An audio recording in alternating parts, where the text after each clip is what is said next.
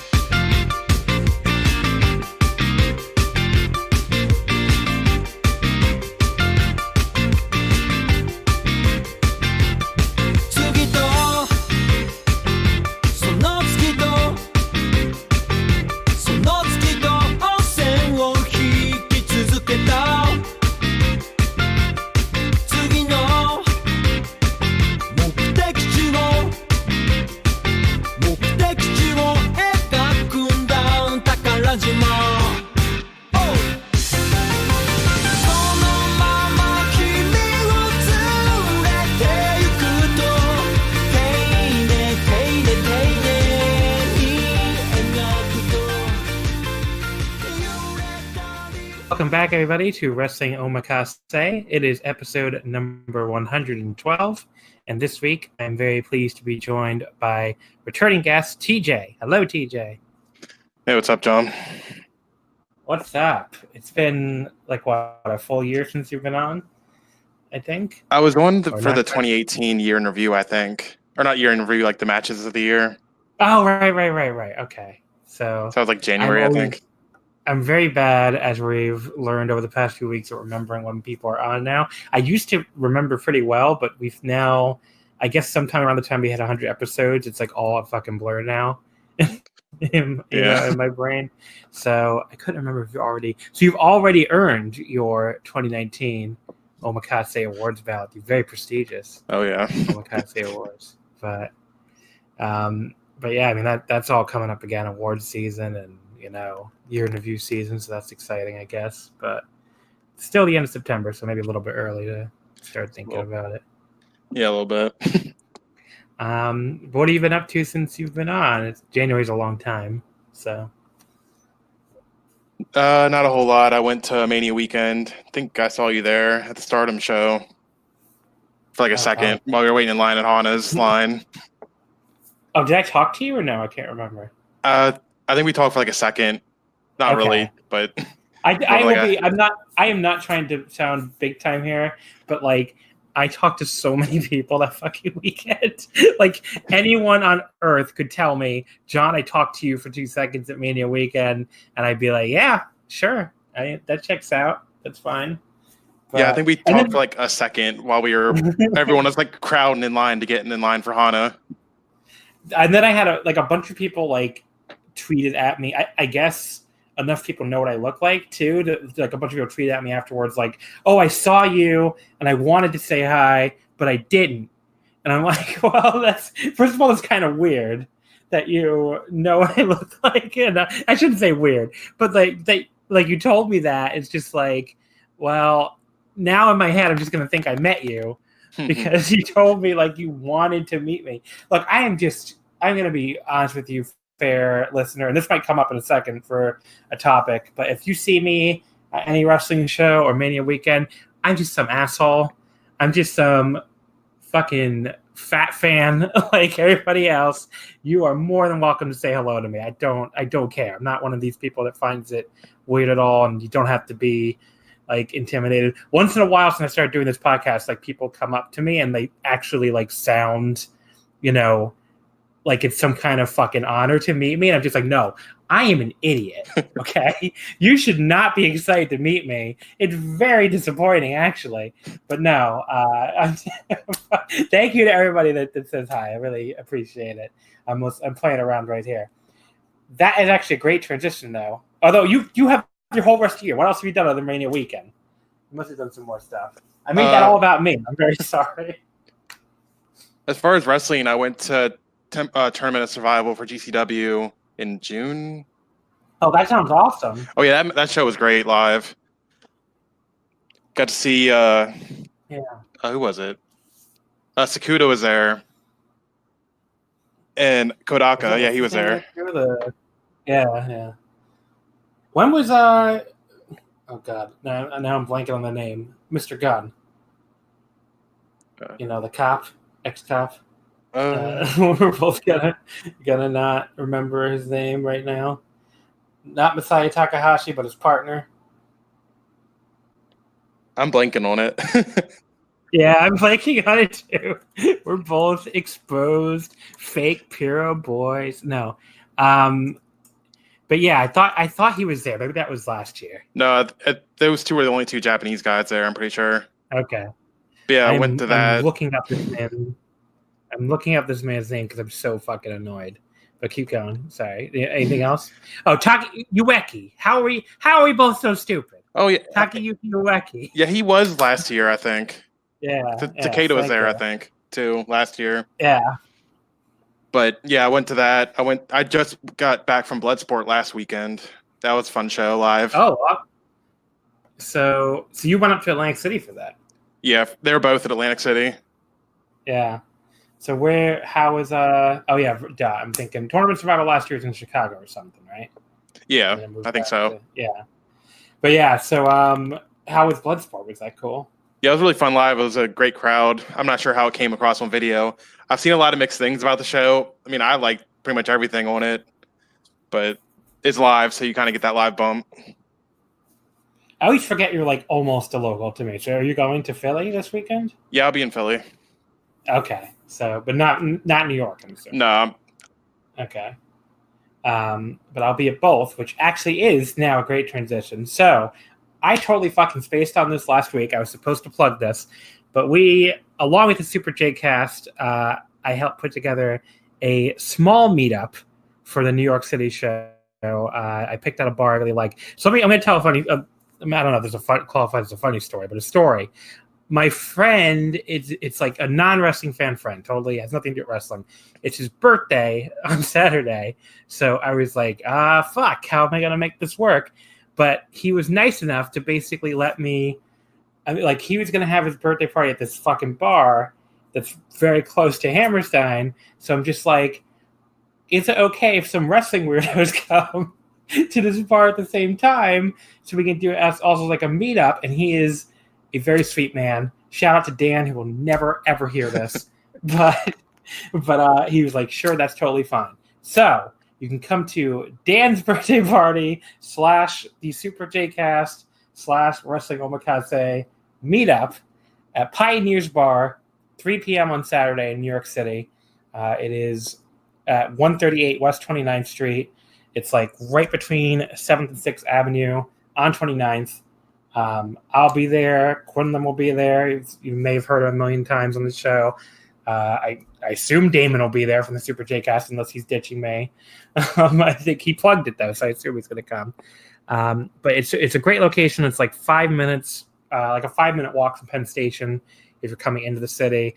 It should be like a 10-minute walk to the venue, so we'll be very close to Hammerstein. If people want to decamp, I figure I'm going to go to Hammerstein like around 6. If people want to decamp earlier, that's totally cool too. It's like a big giant lounge area, so I'm not worried about a lack of space if people actually do show up. But yeah, so that's what we're doing, and free popcorn too, which is kind of cool, I guess. And the beers and drinks are very expensive, but it's New York. What are you gonna do? I mean, they're not gonna. It's not like meat. It's not like fucking the meat district or anything, what the fuck it's called. But it's still, it's more. If you're coming from like Virginia or something, the drinks will be expensive. But yeah, 3 p.m. on Saturday. If you want to come, say hi, hang out for a little while. I'll probably bring like some embarrassing anime made card game or something. We'll see. And then the other thing is the Super J Cast one that had nothing to do with playing this. This is not any of my friends' birthdays. It's just a Super J Cast gathering that Damon did all the planning for this one. That's Sunday in Philly. So they will be at something called Tollman Joe's, 26 East Oregon Avenue on Sunday around noon before New Japan that day, the 2300 Arena. Apparently it's very close. And he says there's even going to be drink specials and trivia with prizes. Sounds pretty cool. So that one's on Sunday. If you're going to Philly, I will be at that one as well, unless I don't know, unless I change my mind, I guess. But New York for sure, I'll be there. Philly, I'd like 95% I'll be there. So if you're going to New Japan this weekend, come say hi. Yes, the other thing I should put. I'm planning to be in Philly. Sorry. Hopefully, like at the All right, meetup. awesome. Hopefully. So I will talk to you for longer than a second this time. So that's cool. I don't know who else is going to either one. I haven't really seen. I think a bunch of people on my Twitter, I think, said they're going to something, something or other. So we'll see. In the meantime, the other thing I need to plug is the same thing I plugged last week, which is the Wrestling Omakase on Red Circle, the donate button. If you enjoy the podcast, if you enjoy me making an idiot out of myself every goddamn week, definitely see if you can find it in your heart to drop us a few dimes. You can do that at redcircle.com/shows/wrestling-omakase. So that's wrestling-omakase, a physical dash. I don't know what, not the word dash, I guess is what I'm saying. And as I mentioned last week, if you do donate, the week you donate, the guest that week will get a cut of the proceedings. Tell you now, TJ, not to get your hopes up, but if one of our thousands of listeners, because amazingly this show does have thousands of listeners. I don't know how that's possible, but it does. If one of our thousands of listeners finds it in their heart to share us some money with us, I definitely will cut you in, TJ. You'll get a taste. So there you go. $5 whole probably. Yeah, so I have to work hard then. In the meantime, that's all the plugs out of the way. Let's get into. Actually, before I get into the wrestling, TJ, you ever seen the show The Time I Got Reincarnated as a Slime? I keep meaning to. I usually pick one show a season, and then I try to follow it and don't always succeed. I wanted to do some anime talk here before we get into the wrestling. And so I don't know what the fuck was wrong with me and my girlfriend, Nicole. We watched the first 8 episodes. I would have thought it was even more than that, actually, but we found out it was 8. And stopped for a long time for no reason. I guess to rewatch all 200 episodes of Sailor Moon or something. But we just were hey, we never finished the show. And it was really good. And we restarted it. And if anything, from where we've watched episodes 9 through 12 now, which this show is old fucking news, folks. This is 6 months ago it ended, I think. But we've watched 9 through 12. And I just wanted to say, for anyone listening to this who likes anime at all, definitely watch. watch Slimu. It's so good.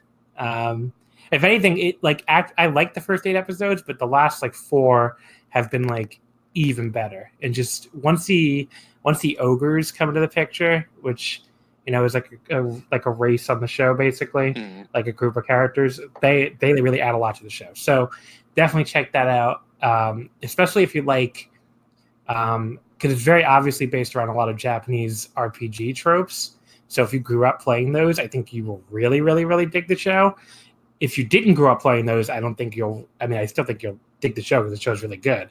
But if you are an old school JRPG player, I think you'll really enjoy it. So, what have you been watching? So you picked one show a season. Give me your anime pick of the week.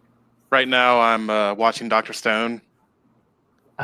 Everybody keeps telling me to start it. I haven't done it yet.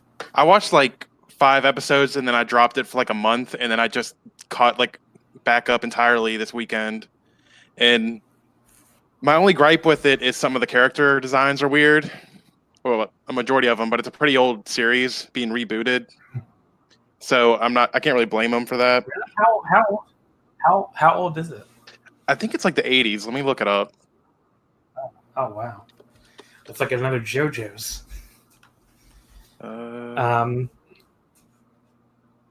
I really haven't seen anything from this season, the summer season. I should go. There's some stuff that looked cool, but I just never watched anything. Obviously, the fall. I think every other even quasi weeaboo on Earth, I'm gonna watch My Hero Academia. I don't really know anyone who's not. Are you the one person not watching My Hero Academia? No, I'm not watching it. Oh wow! I watched I started reading the manga for a little bit, but I just I can't keep up reading manga anymore. I try. Like I I will started. say the anime is so much better than the manga for academia. There's some shows where that's not the case, but like the manga can't even like the anime is just so well done that the manga's not even close. But And also, apparently, I'm a liar because Dr. Stone's been around since 2017. It just looks like an older style. I think I'm thinking about something else. But yeah, the style it looks old. Like it has a kind of stylized look of like the 80s, 90s. Well, manga. it looks like JoJo's. I mean, that's why when you said that, I was like, okay, I definitely see the resemblance. So maybe that was just the art style at the time. But now apparently they're just ripping off JoJo's Bizarre Adventure with their character designs, which I guess there's worse things to rip off. So. Mm-hmm. And I need to watch JoJo too. I started like the first 3 episodes of that, like the most recent one, and I just never picked it back up. Well, we're both bad at that because I think I'm further ahead than Map at like 8 episodes or something. Everybody keeps telling me like you have to get through the first part, the second, and everything else is so much better. But I'm like the first part did not grab me at all. Mm. Well, at least I'm caught up in the manga for that, or at least most close enough. I'm in part 8, and that was part 5 for the anime that just came out. That's like the one manga I'm trying to keep up with. You ever notice like the anime fans really have no problem telling you some like crazy shit like, yeah, One Piece is great. You just have to get 400 episodes in, and then it's like the best shit ever. It's like they just don't. They're just like, yeah, 400 episodes. I'm barely exaggerating. Like you will hear people say like hundreds of episodes or like 50 episodes, then it's great. And I'm like, well, I don't want to sit through 50 episodes of it being bad. Like what the fuck? Yeah, it's like they'll tell you, "Oh, get to this arc and it'll be good," and it's like 500 episodes in. But we watch like undercard tags, so I guess it's the same shit. But you know, all right. So anime talk, I guess, is over. Let's get into some wrestling. We'll start with New Japan. We're going to talk New Japan and All Japan and Stardom today. So pretty much in that order. You know, New Japan obviously like the most casual thing I would say, and then you know I have faith that the Joshi people will last all the way to the end. So, or they'll just skip out all this stupid male wrestling talk, whatever. Let's start with Destruction in Kobe from September 22nd, this past Sunday at Kobe World Hall. It did a announced attendance of 61,48, no vacancy. Slightly behind last year, which was 64. I just had it in front of me. 64-54. That was Tanahashi and Okada on top for the contract, with Kushida and Bushi in the semi-main. This one obviously was Naito-White in the main, with Goto and Shingo in the semi-main. So, you know, 300 fans, not really something I would worry too much about. You know, maybe you could say coming back with Naito-White that quickly, maybe, if you want to like really quibble with the draw.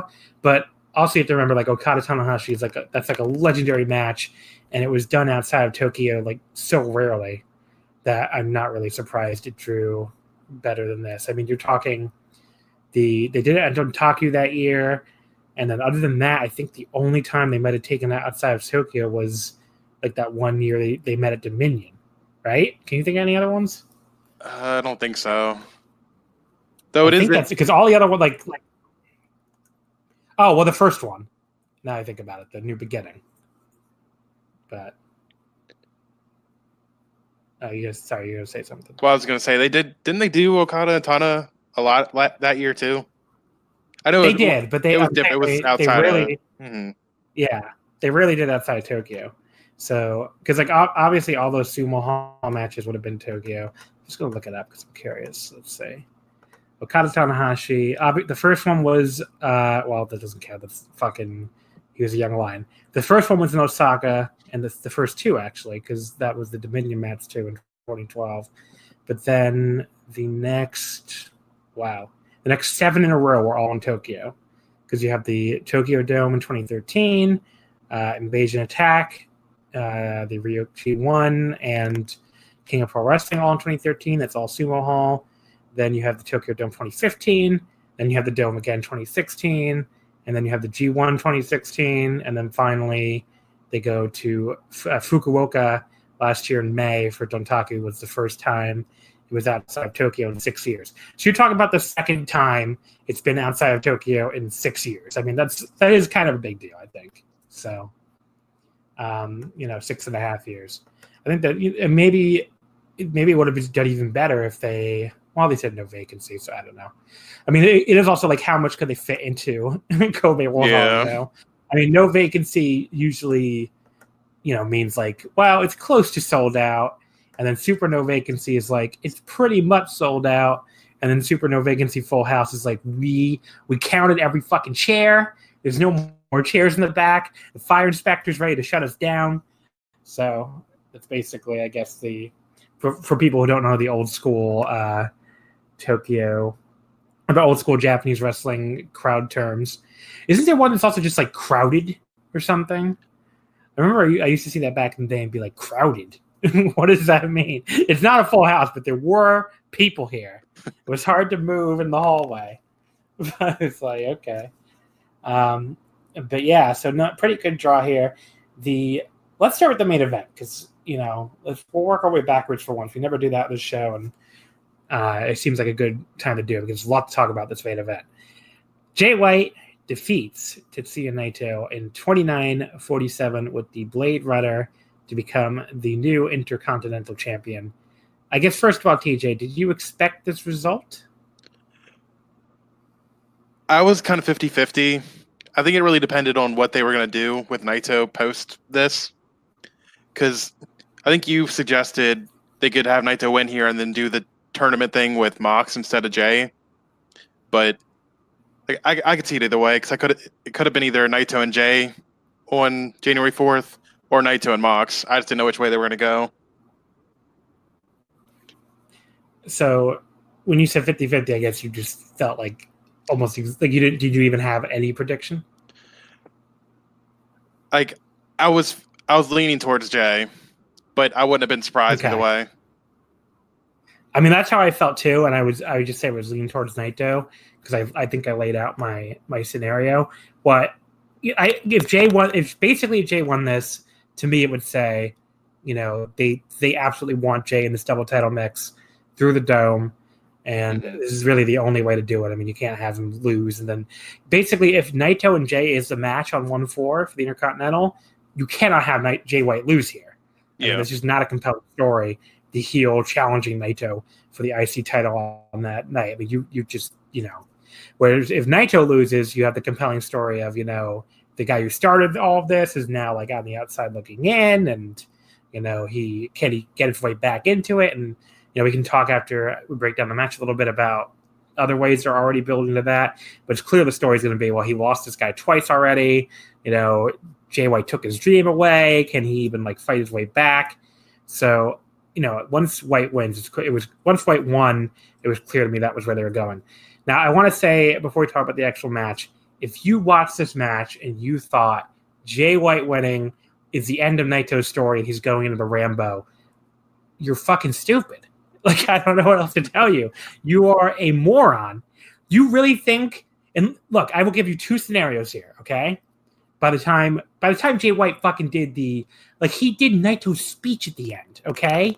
He did the LIJ roll call for Bullet Club in the ring that he did in that promo. If you really think they're going to book that and not be building to a rematch, I mean, you're out of your mind. You're straight up out of your mind. And I saw this take, and people were like, "Oh well, Naito's done now. Jay's going to the Dome." I'm like, what is wrong with you?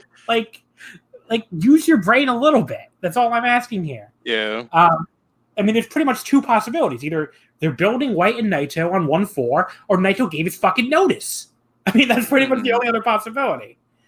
But, so yeah, I mean, Naito and Jay White is 1-4.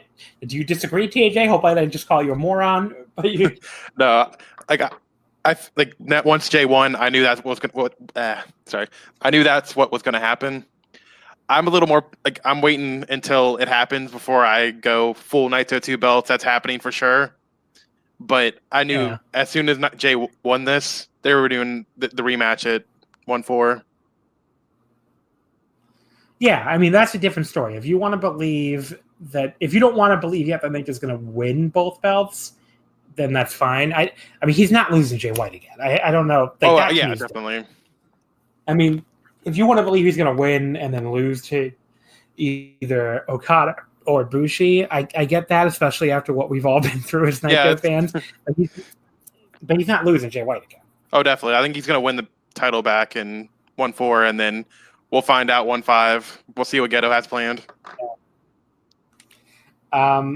As far and look, I don't want to give another thing. Well, we're talking about the booking too. I try to be fair on this podcast. I fail a lot but I think at least my biases are very out in the open. I'm a huge fan of Tetsuya Naito. I don't think that's breaking news to anybody. But when I see how some people react to stuff like this, and I want to make it clear, it's not the vast majority of Naito fans, but like a small amount of Naito fans.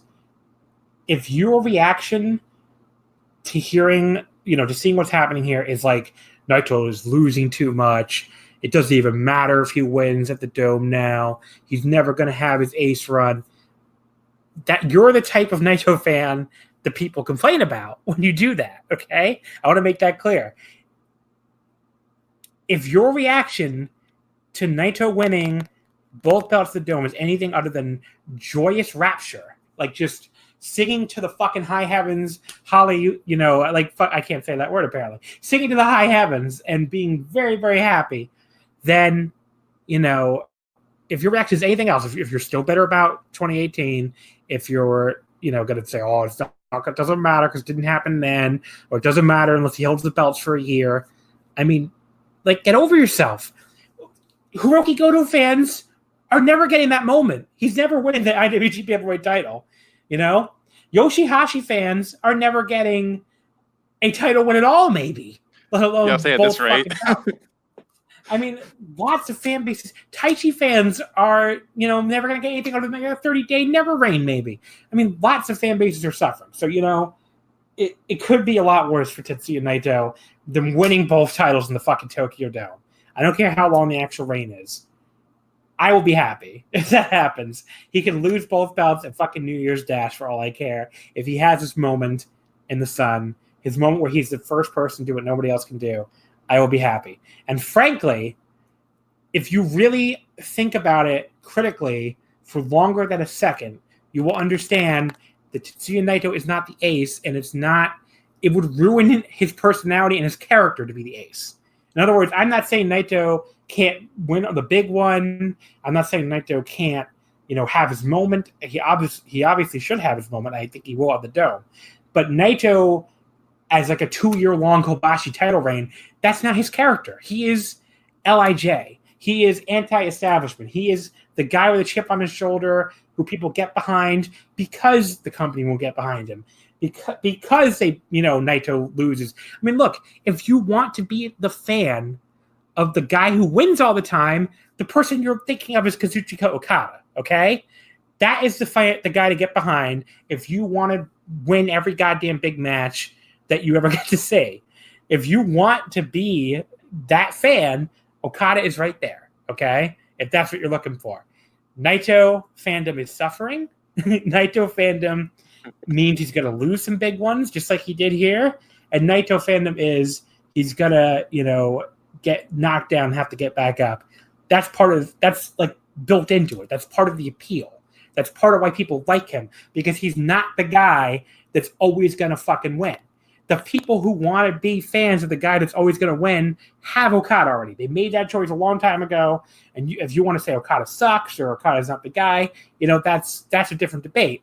But here and now, what Naito's role is to be the guy who, has to fucking fight back and has to fight from underneath and has to come back now and beat Jay White after beat him twice. And there's nothing wrong with that. There's nothing wrong with being the guy who, has to get back to the top, who isn't just on the top all the time, always starts there, wakes up there, goes to bed there. Again, that's Okada. that is Okada. That's not why. If Naito was the guy who was always on top, people would react differently. I mean, it's just not his. It's not who he is as a character. It's not how he wrestles. It's just not who he is. So if you're looking for the guy to be dominant, it's not Naito. And I've been very angry in the past about Naito's defeat sometimes, and you could say, if you want to be critical of me, you could say I've been too angry, and I do think I still think he should have beaten Okada at that Dome, and I think he could have won that G1 last year, but they decided to do the Jericho thing instead. Whatever, but when I think he should have won at the Dome or the G1 last year or the G1 this year, I'm not saying he should have won the Dome and the G1 and the G1. You get what I'm saying? Does this make sense? Mm-hmm. Like, he's never going to be that guy. He's never going to win everything. And if you're expecting him to win everything, you're in the wrong fandom. I don't know, DJ, do you have anything to say about my little rant there? All I can say is his 2019 booking has been way better than his 2019 booking has been better than his 2018 booking. Yes. Last year he was doing nothing because Jericho had the IC title on ice. And now he's doing something. He has a direction to go. Whether he actually succeeds or not, we'll find out, but he has a direction unlike last year. Naito's had an awesome year. Well, I mean, look, if you want to say quibble, I don't know. I feel like people are fighting the battles of the past, Mm-hmm. Like, if you look at Naito's year this year, he beat Jericho at the Dome. He beat Taichi at New Beginning in a match that I really liked that some people didn't like. He lost to Ibushi in the first round of the Japan Cup, which set up his big feud for the year. He did lose to Ibushi again, but then he beat Ibushi at Dominion. He vanquished him at the end. He won the fucking feud, even though he didn't win. Ibushi beat him twice and he only beat him once. Fine, but he won the last match. You win the last match, you basically win the feud for at least for the time being. And then he had an awesome G1, and he lost to some guys, but he lost to Toru Yano via a roll-up, which so does everybody on the goddamn roster at some point. He lost to Taichi, a guy he already beat, to probably set up another match. He lost to Jon Moxley, who, again, half the roster lost to Moxley, and that's probably set up another match. And he beat tons of people in that tournament. He beat Shingo, and he beat Goto. Who the fuck else is in that block? Ishii. I mean, the only people he lost to were people to set up matches and stuff like that. And he lost to Jay White, which really pissed me off at the time. But I didn't know what direction they were going in. So, and it's clear the direction they've decided to go in afterwards with this double title stuff. And, he lost to Jay White again here, but it's very fucking clear what the direction is. And it's very clear that he's going to the Dome to challenge Jay White for the Intercontinental title. I mean, that is a big spot, and he will probably be in the main event of 1-5, a double title match. Again, a big spot. It's a far fucking cry. To your point, it is a far fucking cry from feuding with a Skype screen, which is what he basically was feuding with for the entire, back from June on last year. But I don't know. Do you have any other thoughts on this? As far as Naito's booking now. I mean, it's going to be fine, people. I want to be, and people are going to think I'm talking to a lot of people. I'm talking 2 people in the fucking Super J-Cast Discord right now, more than anything, probably. But I think most people on Twitter, have, know what the score is here. And most Naito fans on Twitter are just yes, I still believe that Naito's going to win. And the people who, I don't know, I saw people going after a room, and some other folks and being how can you still believe? Even if you're dumb enough to think that Naito's story is ending at destruction in Kobe, which, by the way, again, you are an idiot if you think that. But even if you're dumb enough to think that, why are you targeting random Naito fans on Twitter? What is that doing for your life? Yeah, I think people just want to beat down on Naito fans whenever they get a chance. That's what it feels like half the time.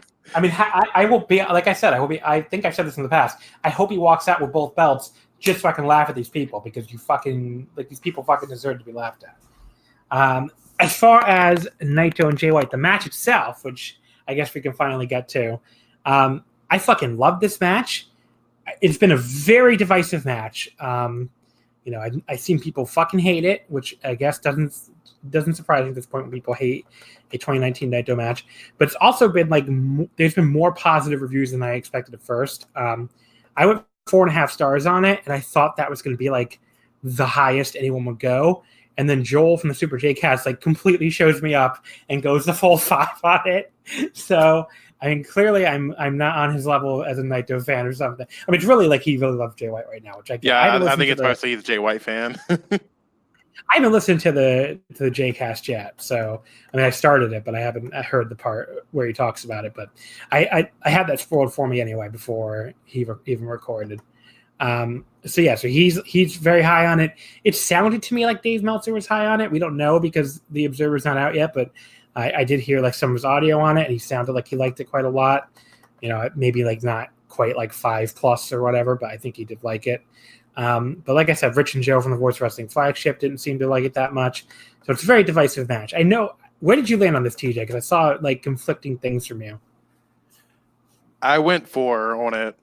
Oh, okay. Well, like I originally went 3.75, but I bumped it up to a 4 after thinking about it a little more. Mm-hmm. I think this is Jay's best performance as a character, like so far since adopting the Switchblade character. Yeah.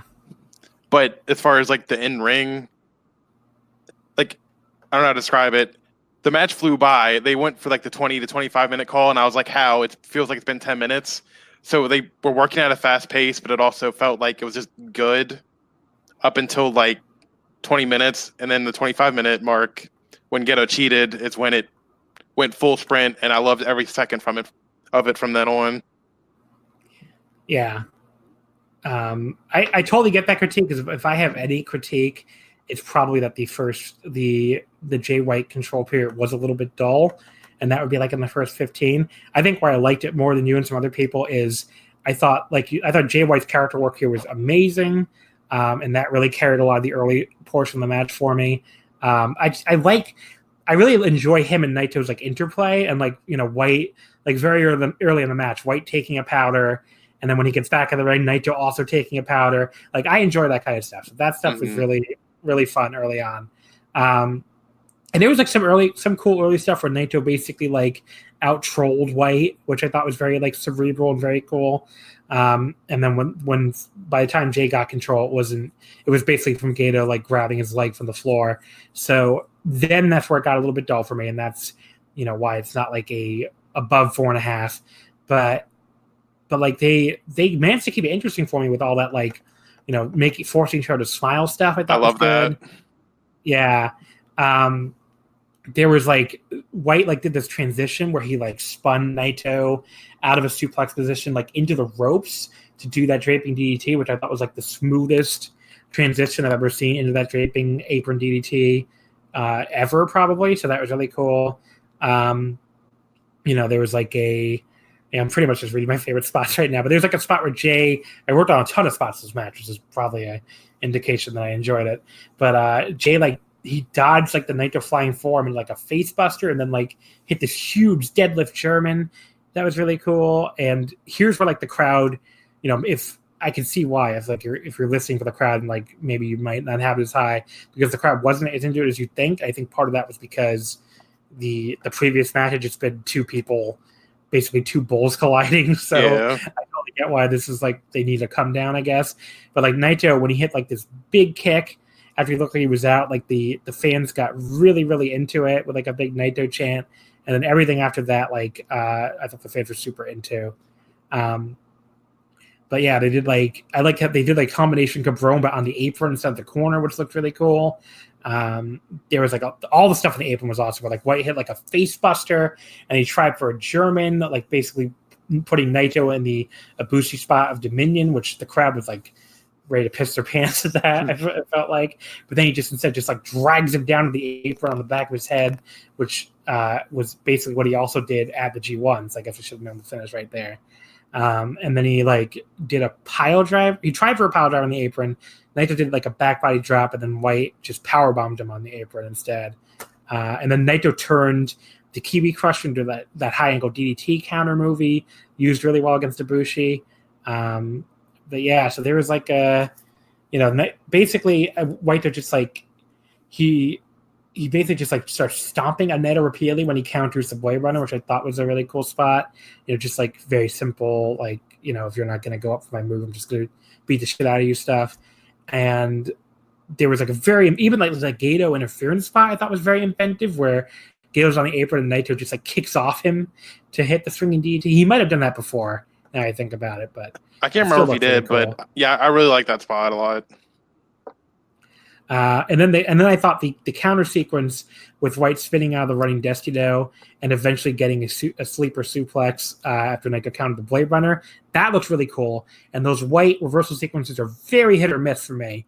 Like sometimes they look great, a lot of times they look like shit.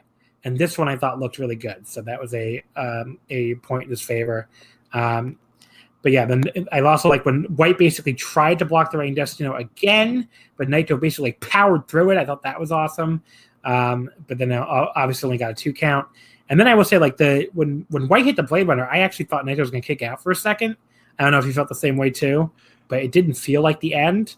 And I mean that in a good way. And like, you know, it felt like they had more to give even at a 30-minute mark almost. So I think that's probably good for a future match. But yeah, I mean, he hit the Blade Runner and won. Just the drama at the end was awesome. And I was watching this unspoiled. I thought it could have gone either way, so that really helped. So yeah, I went 4.5. I really loved it. Just like a touch below like Naito's best matches of the year, and I think this would be my highest rated Jay White match of the year because I went 4.25 on the Ibushi match, and I can't think of anything else that would really touch it. So, but yeah, I feel like I've turned a corner on White because before the Ibushi final, I really wasn't into his G1 at all. But I feel like between this match and the Ibushi match, he's really like hitting his stride as far as like both being an being an effective heel, but also having more entertaining matches, you know, within that character in like the New Japan style in the ring. So yeah, it's good. It's good that he's like really, I think, turning a corner there, at least in my opinion. Anything to add about the actual match? Well, I think it's worth noting that Gato didn't interfere at all until like 25 minutes into the match. Usually he's in there a lot quicker. And that's what a lot of people complain about Jay White matches, is that Gato's always there to do something. But he stayed out of it mostly, and a lot of time he's just out on the side, like coaching Jay, telling him what moves to do. Like I think one time he called, like when he went for the Kiwi Crusher, Gato told him to go for it, which I like that. Yeah, he definitely did. Yeah, he was screaming Kiwi Crusher. And then also at the beginning, I think it was like maybe like between like the 5-10 minute mark, Jay was like, he rammed Naito's legs into the post, and it was just asking like, Daijobu desu ka? Asking him if he's okay. And he was like taunting Naito the whole time. He taunted Kevin Kelly a couple times. So I really liked a lot of his character work in that. And I hope he does bring more into taunting them in Japanese. Like I really like that. Yeah, it's good. I thought it was a good like heel move. It reminds me when Higuchi like crashed in my lap during the DDT Mania Weekend show. I did ask him the same thing. I said Daijobu desu ka? And he was like, no Daijobu. But yeah, so awesome match. You were a little bit lower on it than me, but still 4 stars. And you know, I think the matches have gotten better each time for me. I went 3 3/4 on the 3 3/4 to be clear. I almost said 3 1/4. 3 3/4 in the G1 match, and now 4.5 here. Which one did you like better, by the way? The G1 one or this one? Like I went 3 3/4 on the G1 match too, so I like this one a little bit more. I think I liked the actual in-ring of the first match, but the character work was way better in this one. And then maybe hopefully they can have an even better match on 1-4. So yeah, I'm excited for that. After the match, of course, Hiroki Goto came out to challenge, which I marked out for. I was very excited to see Goto. I'm not gonna. And Jay White was so mad that it was great. He was just like, no! He's like just screaming, no! I think he might. I don't remember what else he said, but he was like so angry. But his post match was really great. Yeah, and then Goto like lays him out with the forearm.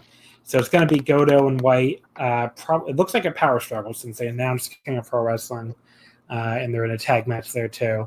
So Goto White for the IC at Power Struggle is a ballsy main event for Power Struggle. They're basically like, you will come no matter what to Ideon Arena, and we know it. That's basically what they're saying. Yeah, because didn't they draw up really poorly the last time they main evented with that? I don't Was it really poorly? Let's say. I can't remember. I think it was like a little like not great, but I don't know if you might be right. Maybe really poorly is the word. Let's look it up.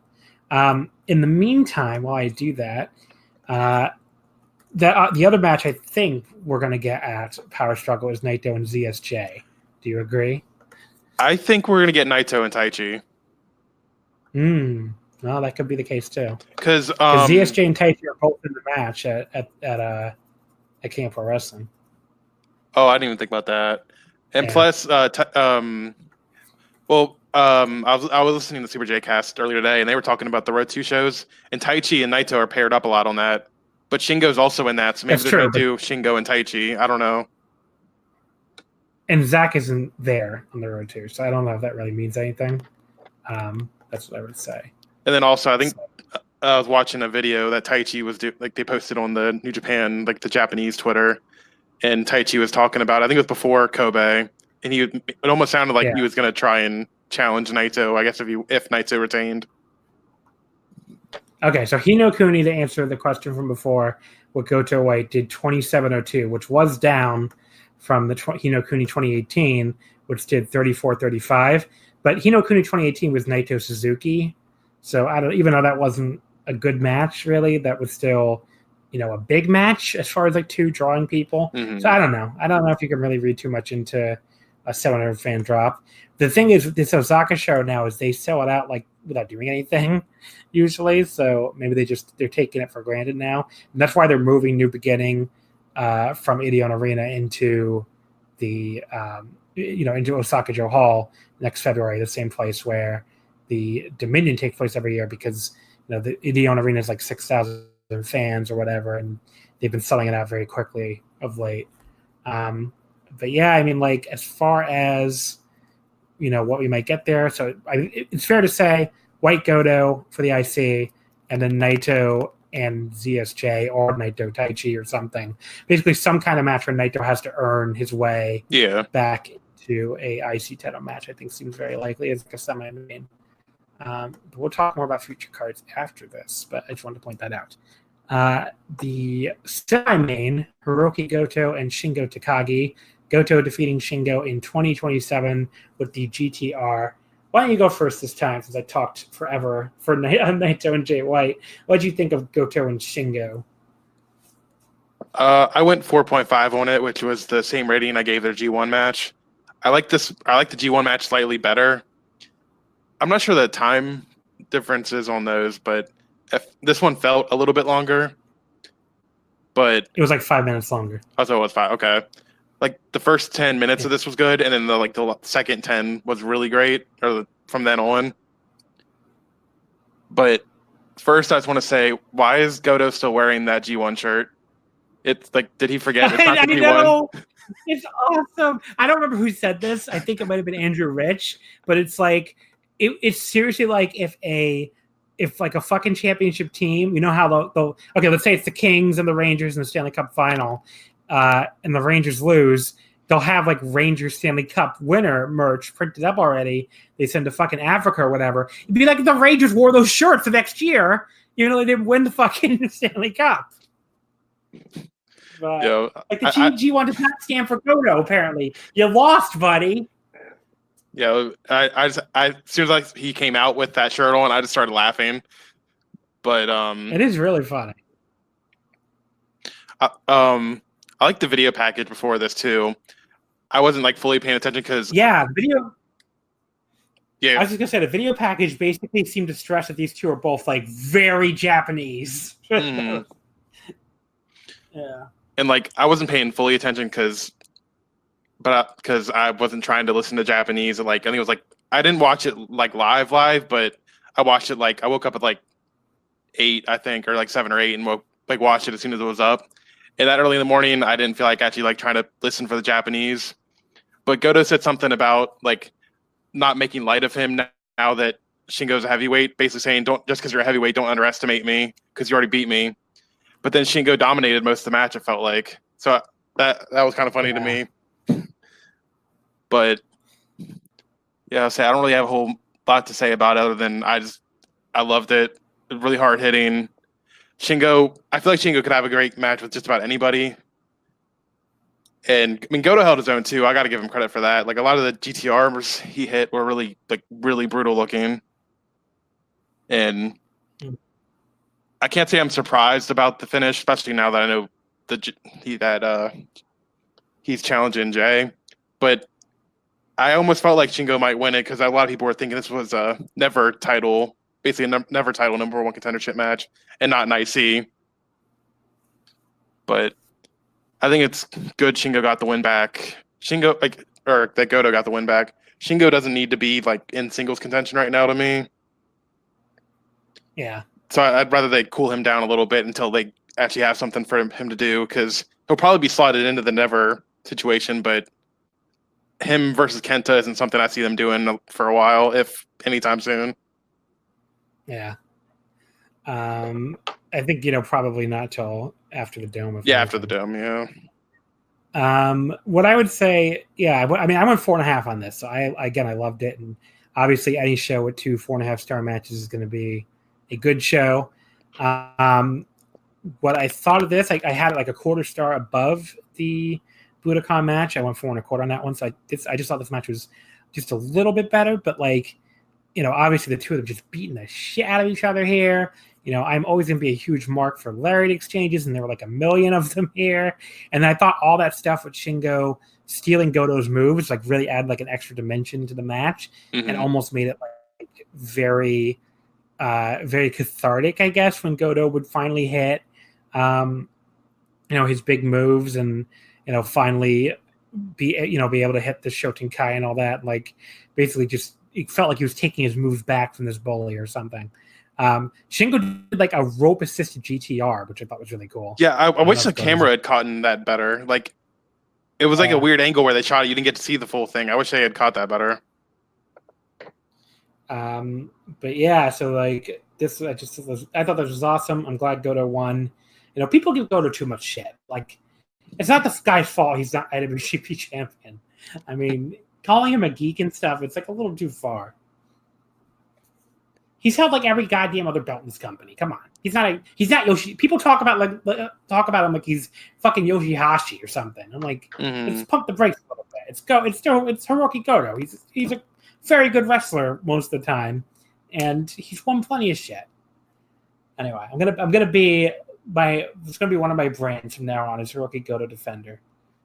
But I just don't know why people are so. It feels like people are like super hard on him, Yeah. And I mean, there's plenty of other wrestlers from like every era that don't win the big title in Japan. This is not fucking everybody gets a turn title booking. So, I don't know. It's just like one of those things where I'm waiting all this time for Naito to win the belt back finally, but at least he's won the belt once. I mean, and that should tell you how hard this fucking belt is to win, that like people are desperate for him to win this title, and he's already held it technically, just even though it was only for like 45 days.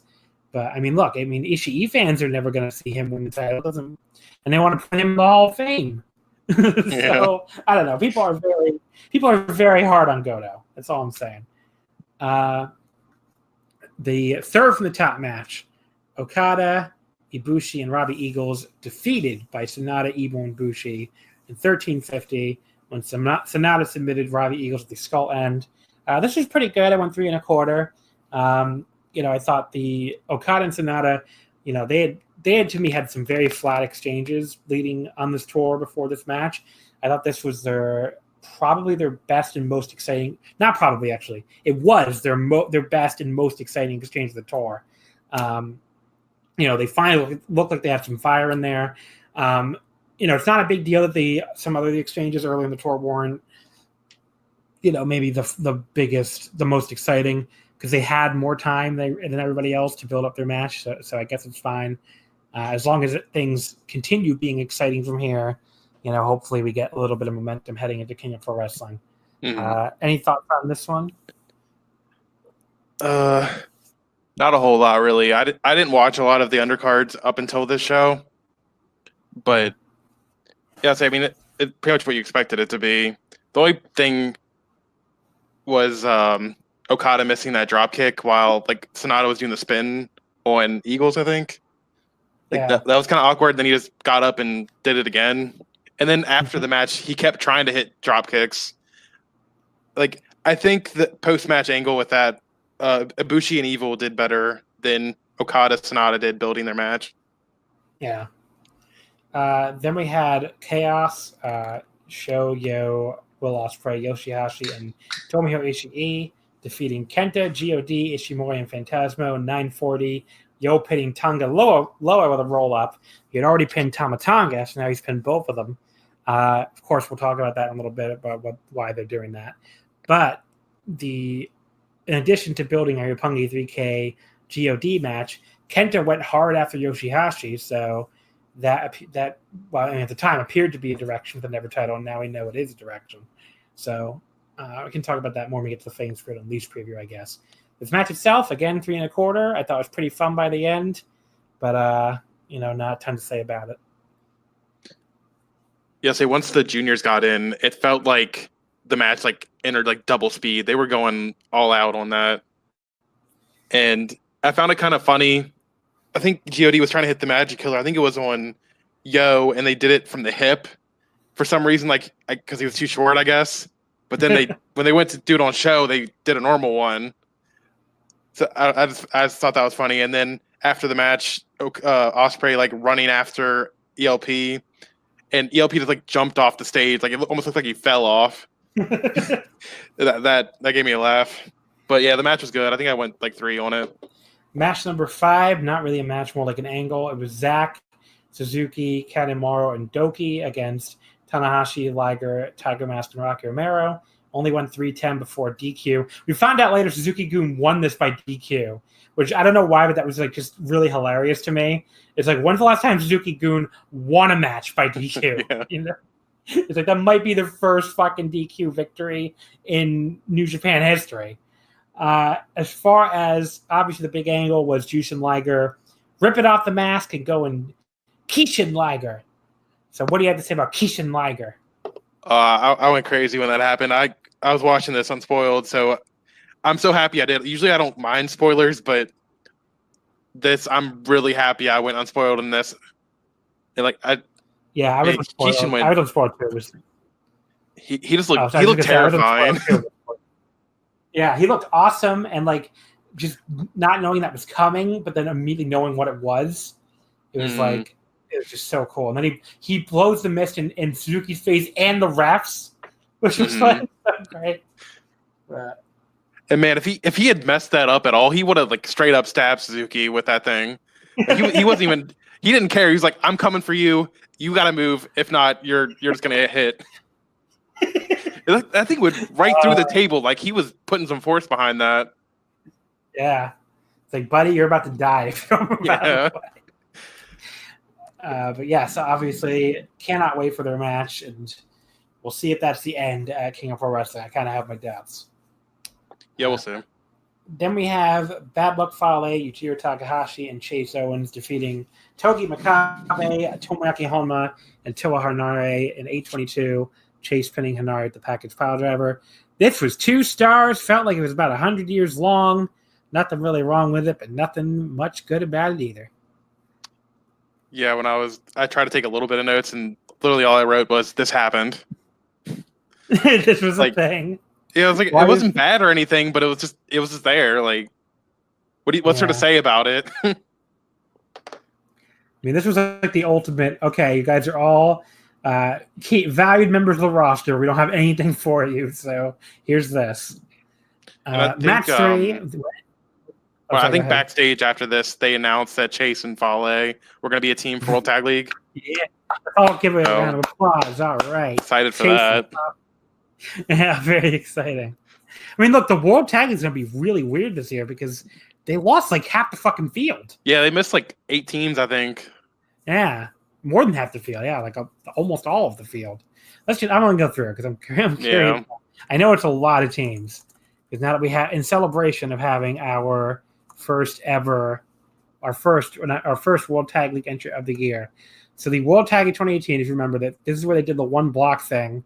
Which I thought was really cool. Actually, I thought it made it the most exciting World Tag League in a long, long time. Let's say Guerrillas of Destiny, they're still here. It's not an evil, they're still here. Ishii and Yano are still here, but I don't think that's going to be the team because Yano teams with Makabe now a lot and they're the number 6 ring champions with Taguchi. Obviously, Lance Archer and Dave Boy Smith Jr. That's not happening. Michael Elgin and Jeff Cobb, they both probably won't be in it. Zach and Taichi, yes, that can still happen. Juice and David Finlay, if Finlay gets back in time from his injury, I guess that could happen. But the best friends, no. Turn to TNT if you want to see the best friends, folks. Minoru Suzuki and Takashi Iizuka, that's not happening. Hangman Page and Yujiro Takahashi, that's not happening. Tenkoji, that could happen, but they really haven't had that many matches as a team this year. Makabe and Hanare, that could happen. Yuji Nagata and Nakanishi, again, that could happen, but they really haven't teamed together that much this year.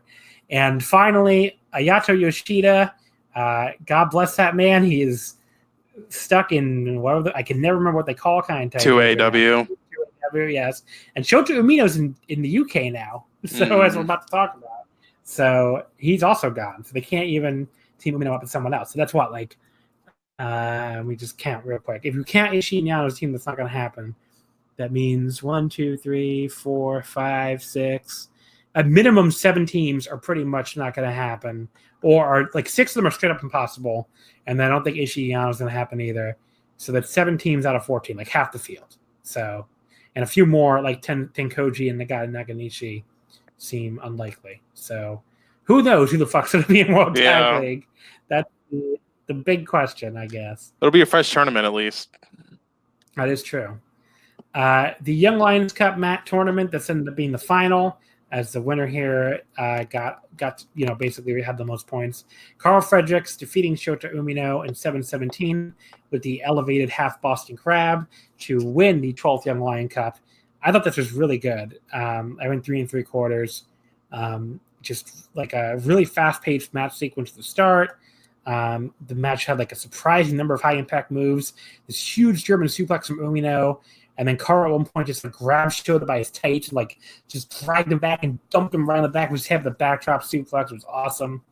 And then Fredericks, I love the way he went to, which just kept stepping on his head during the to set up the elevated half Boston Crab. So that was great. And there's that great image at the end with Umino a bloody nose crawling towards Carl holding the trophy while Carl just bows to him. This was awesome. Yeah, I went 3.5 on it. I really love the finish, like you said, Fredericks going for the half crab and just stomping on Shota's head. And I liked how Shota refused any help to get to the back. He was too proud to take any help. And I liked that Shota started off the match attacking Fredericks' injured shoulder, because they were bringing that up earlier on commentary, saying how he's had the injury basically since the beginning of the tour. But they said it got better, and I feel like Shota thought this and was well, it's not going to be better anymore because I'm going to attack that the entire match. But, yes, I really liked it. As far as I kind of wish another of the LA guys won. I know they're high on Fredericks, but I feel like he was, not counting Richards, he was the worst one. Not the worst, but the least impressive of the LA guys during the whole tournament. Yeah, I don't really disagree, but he's also 29, I guess. So they figure they have to I get why they put it on him. It makes sense. Yeah. Before that, we had Clark Connors beating Red Narita in 7:25 of the Boston Crab. So that made Connors 4-3 and dropped Narita to 5-2. So that eliminated Narita and made the following match between Umino and Fredericks for all the marbles.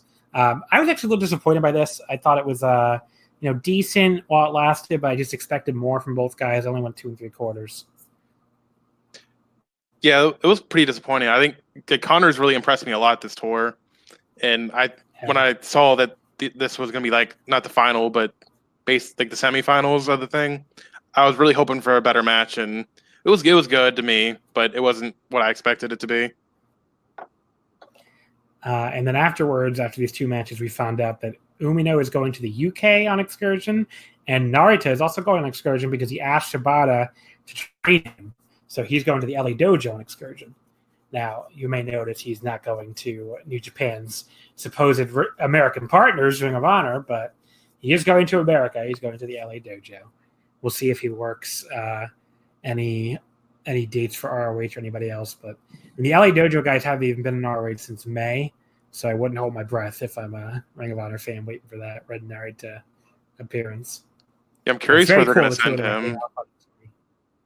I mean, I assume they're going to work to like Defy probably, because it's the LA Dojo guys have been in Defy a couple times since, in the past like few months, I think. So, but it might just be more like just train and maybe try to get bigger and stronger, and we're not worried about getting you a ton of dates. But I mean, obviously he'll be like on all the US shows, just like the LA Dojo guys are, and he's on the shows this weekend, so he's already starting. Yeah, we'll talk about that, but some of the matchups he has during the FSU tour got me excited.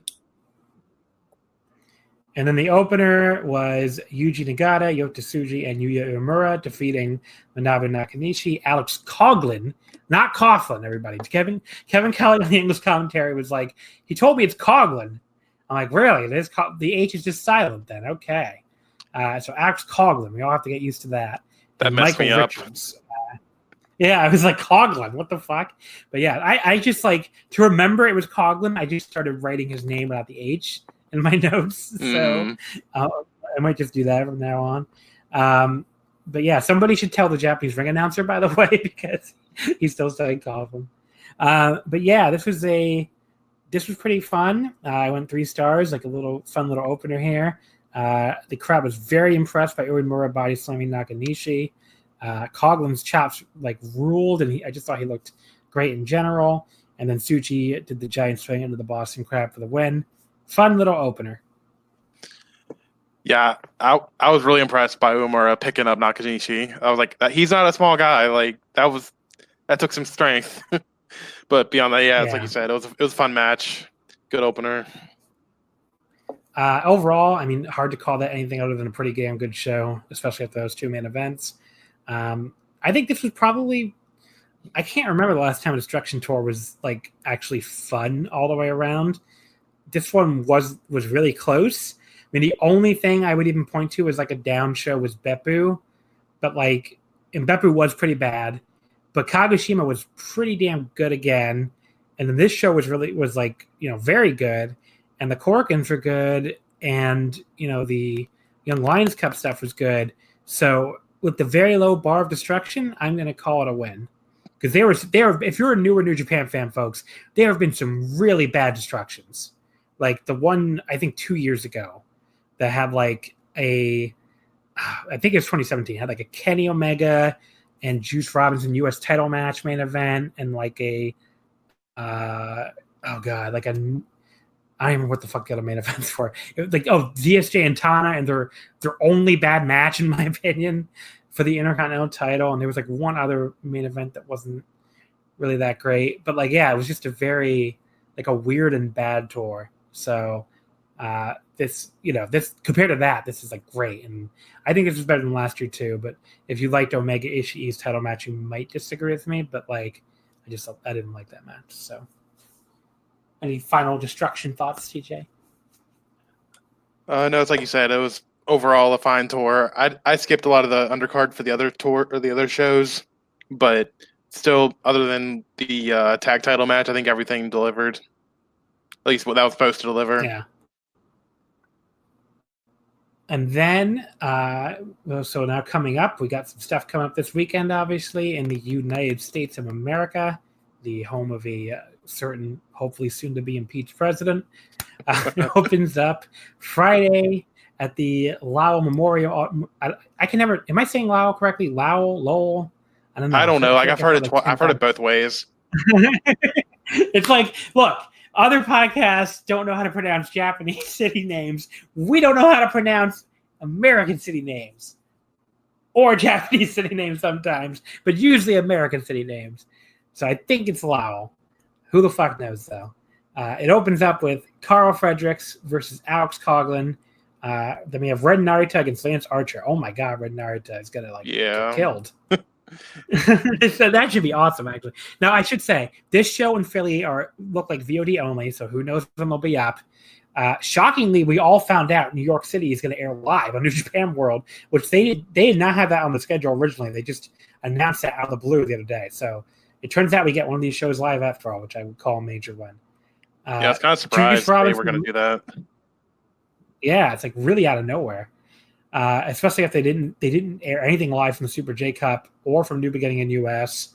I mean, it's very surprising. They didn't do Royal Quest themselves, so very, very, very surprising. Juice Robinson and Mikey Nichols, match 3 against TJP and Clark Connors. I guess pop in here if you have anything to say about any of these matches. Okay.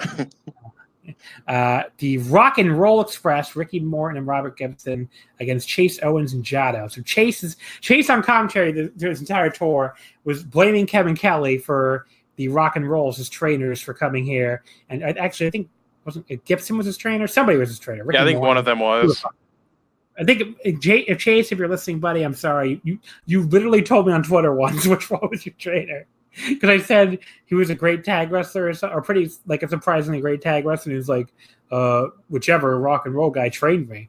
I think it's Ricky Morton, but he can. In the unlikely event he listens to this, he can correct me if I'm wrong. But yeah, so he's going to go after his trainers here. It's kind of exciting, I guess. It's something. Tomohiro Ishii and Amazing Red. Yes, Amazing Red is on this tour, folks.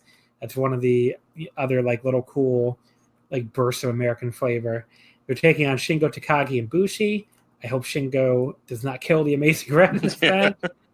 Hiroki Goto, Yoshihashi, and Rocky Romero against Jay White, Kenta, and Gato. They're building up Goto and White and Kenta and Yoshi. Actually, that could be pretty good. And then the semi-main is the IWGP Tag Team titles, Guerrillas of Destiny against Roppongi 3K.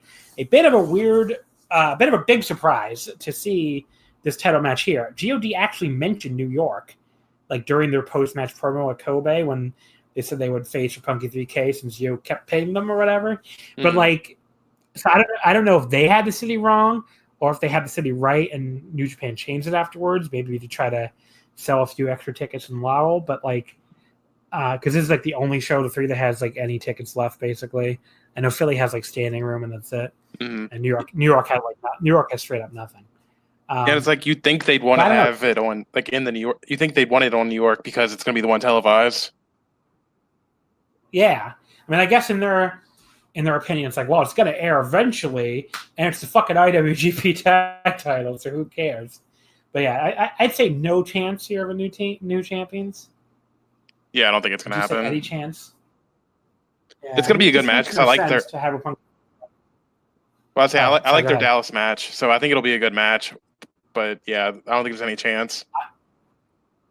Yeah, I like their Dallas match too. But yeah, I don't think there's. I mean, it doesn't make any sense to have Roppongi 3K step up to heavyweight before even like having them have singles junior runs. So, and then the main event, I'm actually pretty like this match looks really cool. Okada, Ibushi, and Tanahashi against Sonata, Evil, and Naito. I mean, first of all, I don't think that match has ever happened because Okada has never didn't even start teaming with Sekigun until late last year when they did the whole Chaos and Main Army like unification thing, and Ibushi wasn't part of Hantai at the time. Like I use those terms interchangeably. I'm sorry, he wasn't part of the Main Army at the time, so he was like in that weird elite, but I'm not really with the elite thing. Mm-hmm. So I don't think this has ever happened. I don't think the three of them have ever teamed. If they have, I don't think it's against Naito, Evil, and Sonata. So I don't know. Someone can correct me if I'm wrong, but I don't think that's ever happened.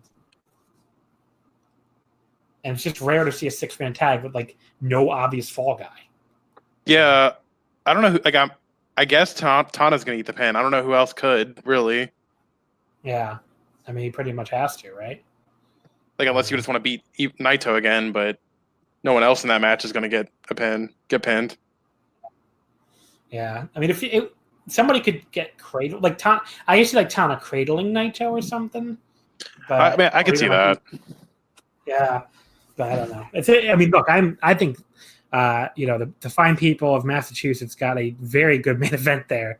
I mean, when I saw that one, I was very jealous. So, I'd definitely be excited if I was going to that show. It's a little too far for me to go. Like I'm going to the other two though. But yeah, I mean, if I knew that match was going to happen before this week, I may have tried to go. Honestly, Like that's how good that match looks.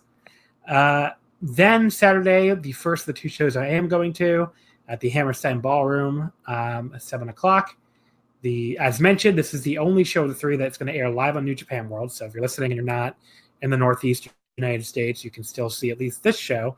Only with Japanese commentary, apparently. I don't know if Kevin Kelly was busy that night or what, but like the English commentary will be added later, like what they do with some of the Corkins and stuff. So there will be VOD, and the VOD show will have English commentary. But yeah, this will air live only with Japanese commentary. The opening match is Ren Narita against TJP. Is this another one of the Narita matches you're excited for? This one not so much, but I think it'll probably still be a good match.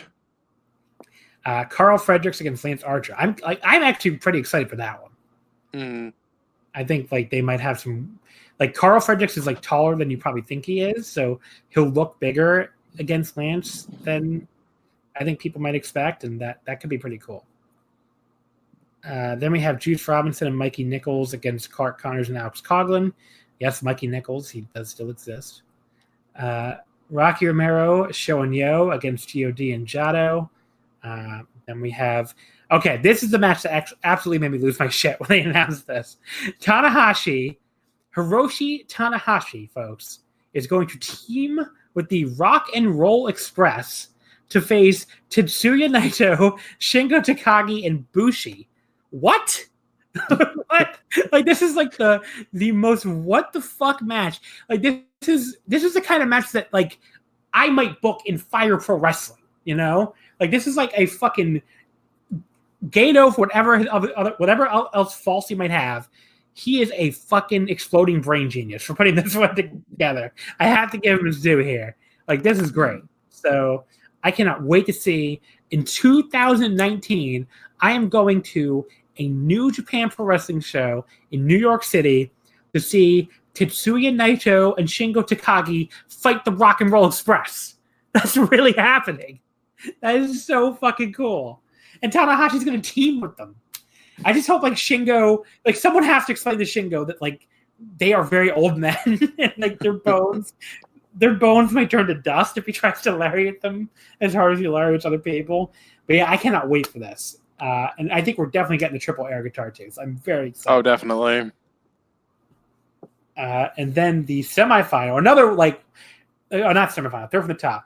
I tweeted this earlier, but like imagine going back 10 years and telling somebody, in 2009, 10 years from now, the Amazing Red will work third from the top on a New Japan Pro Wrestling show in his hometown of New York City. People will be like, what the fuck are you talking about?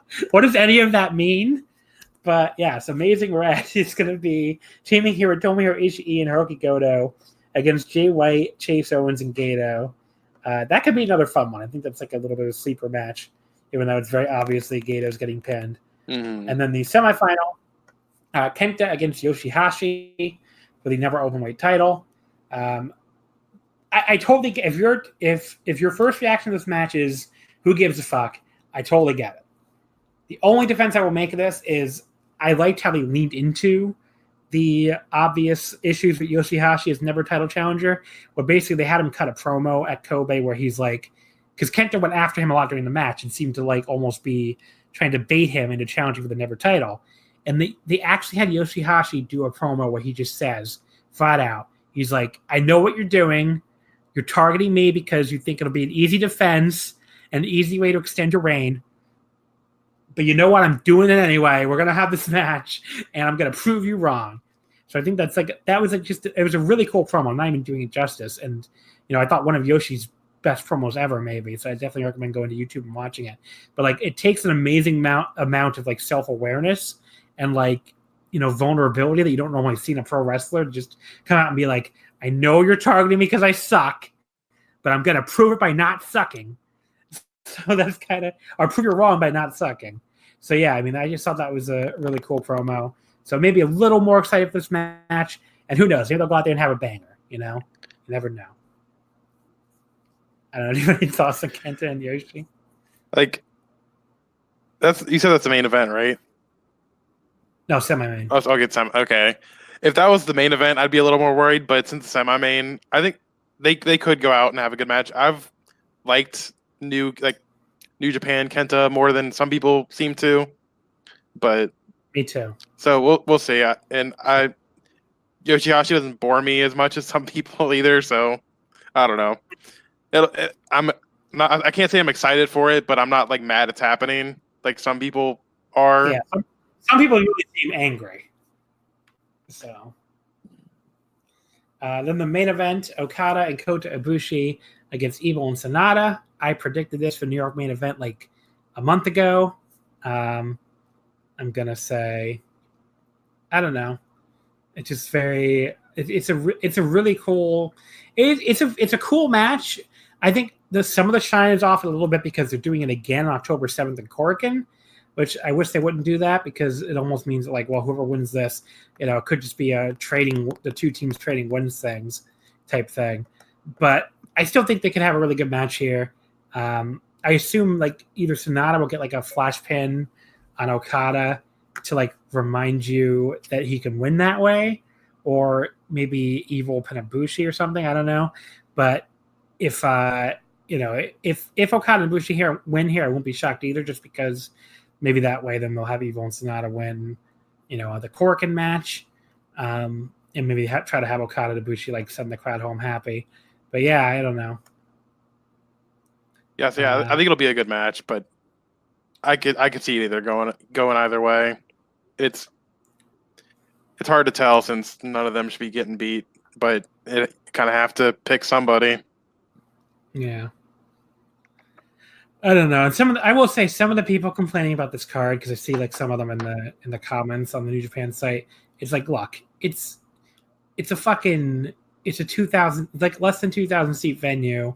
I don't know if you really thought you were getting like fucking Dominion or something. I don't know what to tell you. Like this really is not far below a Destruction show, and this is basically it's basically Destruction and Beppu, and this is a Destruction and Beppu sized venue. So I don't know what's like really that surprising. I mean, there's some cool stuff here that I'm excited to see. I'm sure it's going to be a fun time.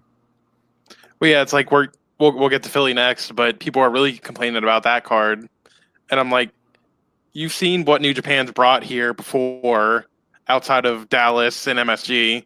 They're not really gonna bring you like really huge matches. You're not gonna get like an a main title defense or an IC title defense. They're gonna give you basically not road 2 shows, but close enough. Philly basically is a road 2 show. Yeah, but pretty much. The other two are probably like Destruction and like I said, Destruction and Beppu, or like Wrestling Hinokuni level, which given the venue sizes, they probably should be. So I don't know. It feels almost like Americans being like, well, how dare you not give us fucking King of Pro Wrestling in a fucking 1,500 seat venue. I'm like, what do you want? They're not going to do that, obviously. If you bought a ticket to the Hammerstein Ballroom thinking you were going to Wrestle Kingdom, I guess you were fucking disappointed. I don't know.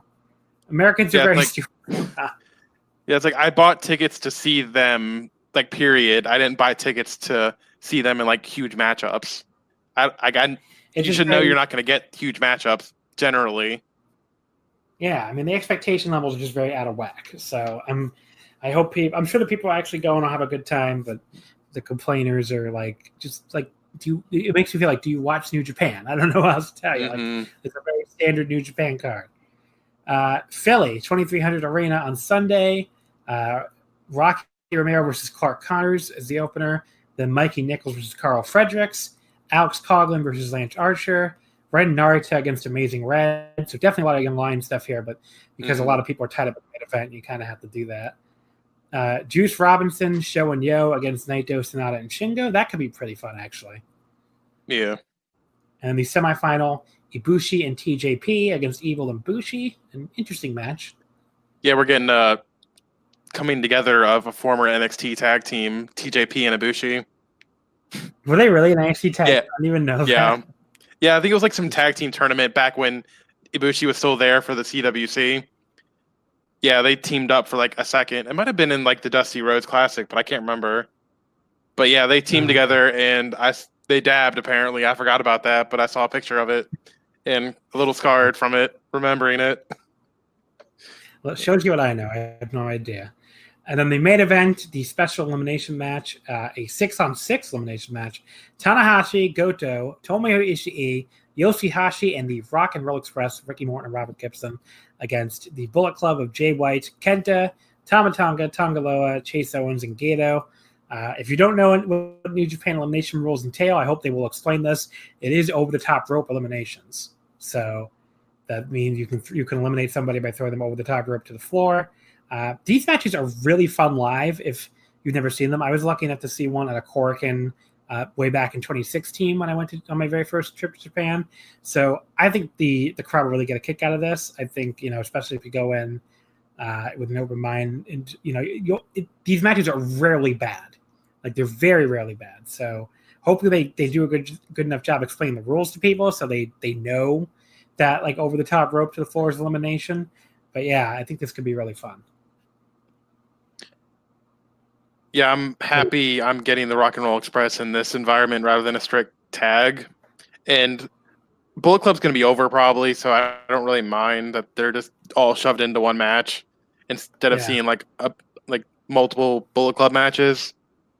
Rather just get it out all the way. And is this the only show Jay's on? No, Jay's on all 3 nights. The only difference here is, like, Okada's not on the show. So, but yeah, I mean, it should be 3 fun cards. I'm excited for Philly and very excited for New York. So, and then we'll wrap this up here really quickly with the October 7th Korakuen. I'm not going to go match by match, but like I said, the main event is Okada, Ibushi, and Evil and Sonata. The semi-main, we're doing like a Hiroshi Tanahashi 20th anniversary match series. So it's Tanahashi, Honma, and Yoshihashi against Makabe, Yano, and Taguchi. And then for King of Pro Wrestling, which they finally announced the full card, we'll do a more detailed preview of that in the coming weeks. But worth noting that the El Desperado is making his comeback finally in the opening 6-man with Taguchi and Roppongi 3K against Desperado, Kanemaru, and Doki. Liger and Suzuki's happening here, and Ibushi Evil, along with the previously announced matches. So should be fun. We'll see, where things go after that. But I expect Suzuki Liger will be like a non-finish or a non-match or something, and then they'll come back at Power Struggle or even the Dome. Mm-hmm. Do you feel any differently about that? No, I don't know what they're going to do, but I definitely think Liger Suzuki isn't going to happen, and they'll continue it probably to the Dome, at least the first night, because his retirement match is on the 5th, I think, so they could still squeeze something in the 4th, do a Kishin match against Suzuki, and then do like a normal Liger match the 5th to actually do a send-off. Yeah, that's true.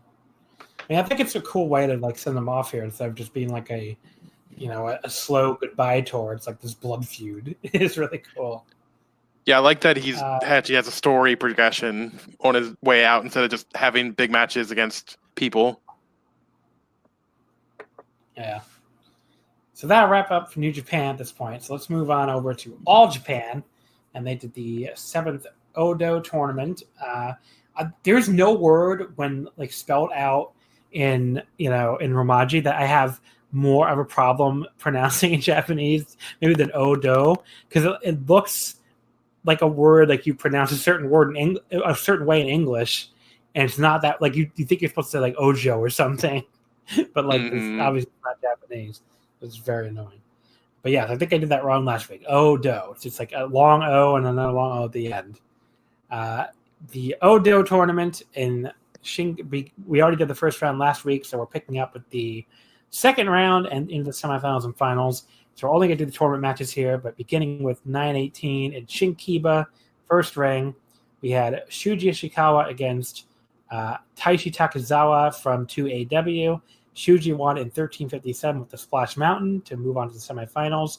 I thought this was awesome. Takizawa really went after Shuji at the belt and focused on his arm for a while. Shuji made this great fiery comeback, and they had a really great back and forth exchange, ending with this huge backdrop by Shuji. And then Takizawa goes back to the arm, and there's really great drama for the arm bar after his work earlier, but Shuji makes the ropes. And then Takizawa hits this huge sit out fire thunder driver at a big variant or he takes it. I'm sorry, he takes a huge set up Fire Thunder Drive and a big lariat, but kicks out at 1. And there's another great flurry from Shuji before he puts it away with the Splash Mountain. I went 4 1/4. I really like this. What do you think of Shuji and Takazawa? I went 4. Really liked it. Basically the same points as you had. I like them going fast paced from the very beginning, and Shuji kind of working from the bottom until the end. And I really like the closing stretch of it. But yeah, not much more to say than what you said. Kento Miyahara and Jiro Ikemen Kuroshio. That went 16:55, and Miyahara won with the shutdown German suplex. You can start on this one since you're our Wrestle 1 guy here. Obviously, you have a lot of attachments to Ikemen, I would assume. What do you think of this one? A lot of people were saying, like, not a lot of people, but I've seen people saying that this was Ikemen's best match of the year. I'd put it up in his top 3, maybe top 5. I went 4 1/4. Like, I'm gonna have investment anyway because like you said, I'm the Wrestle 1 guy. Ikemen's my guy for now until we'll see what happens after this. I'm gonna love him anyway, but I also love Kento. He's one of my favorite wrestlers this year and in general. But I think you said on the pod the last time you were talking about this tournament, it's really weird this isn't in a Korakuen. Like, yeah. You think they'd want to use Ikemen to pop a crowd because he's over. But they only ran Korakuen like twice this tournament, didn't they? They only ran it once. Oh, it's only once. Yeah. But yeah, this match, it started off hot. I loved Ikemen taunting Kento and like no selling his moves at first. Ikemen was selling really well. When he got thrown into the post, I think it was like middle of the match, he like basically did a flip. That was really funny to me. And it looked like it looked good. He was really selling for Kento. I love the reversal sequences that led into multiple pins for Ikemen. I liked Ikemen's, like, because everyone reverses the straight jacket German at first. I liked how Ikemen did it into a roll up pin attempt. And it was later in the match. I liked that Kento was trying to block Ikemen kicking him, and then inevitably failed to do it. But I also liked that Ikemen went for double moonsaults and just kept failing, and then eventually just lost. I don't know. It's hard to describe, but yeah, doing play by play. But yeah, go ahead. He did the jacket pin after the double moonsault. I always mark out for the jacket pin. I think he's gonna pick Miyahara with the jacket pose pin, but no, it didn't happen. But yeah, I was like a 1/4 star higher than you. I'm 4.5. I thought it was awesome. I thought Jiro was just, like you said, sold his ass off. Just by the time it was over, it felt like he, took Kento to the limit. So I thought this was really, really good. Any match where I just typed this rules in all caps at one point. Yeah. My notes is obviously a match I really loved. And Jiro manages to make a very silly spot, which is like those jacket like shots actually look cool. So that's not easy to do. So there you go. But yeah, I thought this was Jiro's best match of the year probably, but you've probably seen more than me. So, well, I'll say above this, I'd put both the Sasaki ladder match and the Takashita title defense.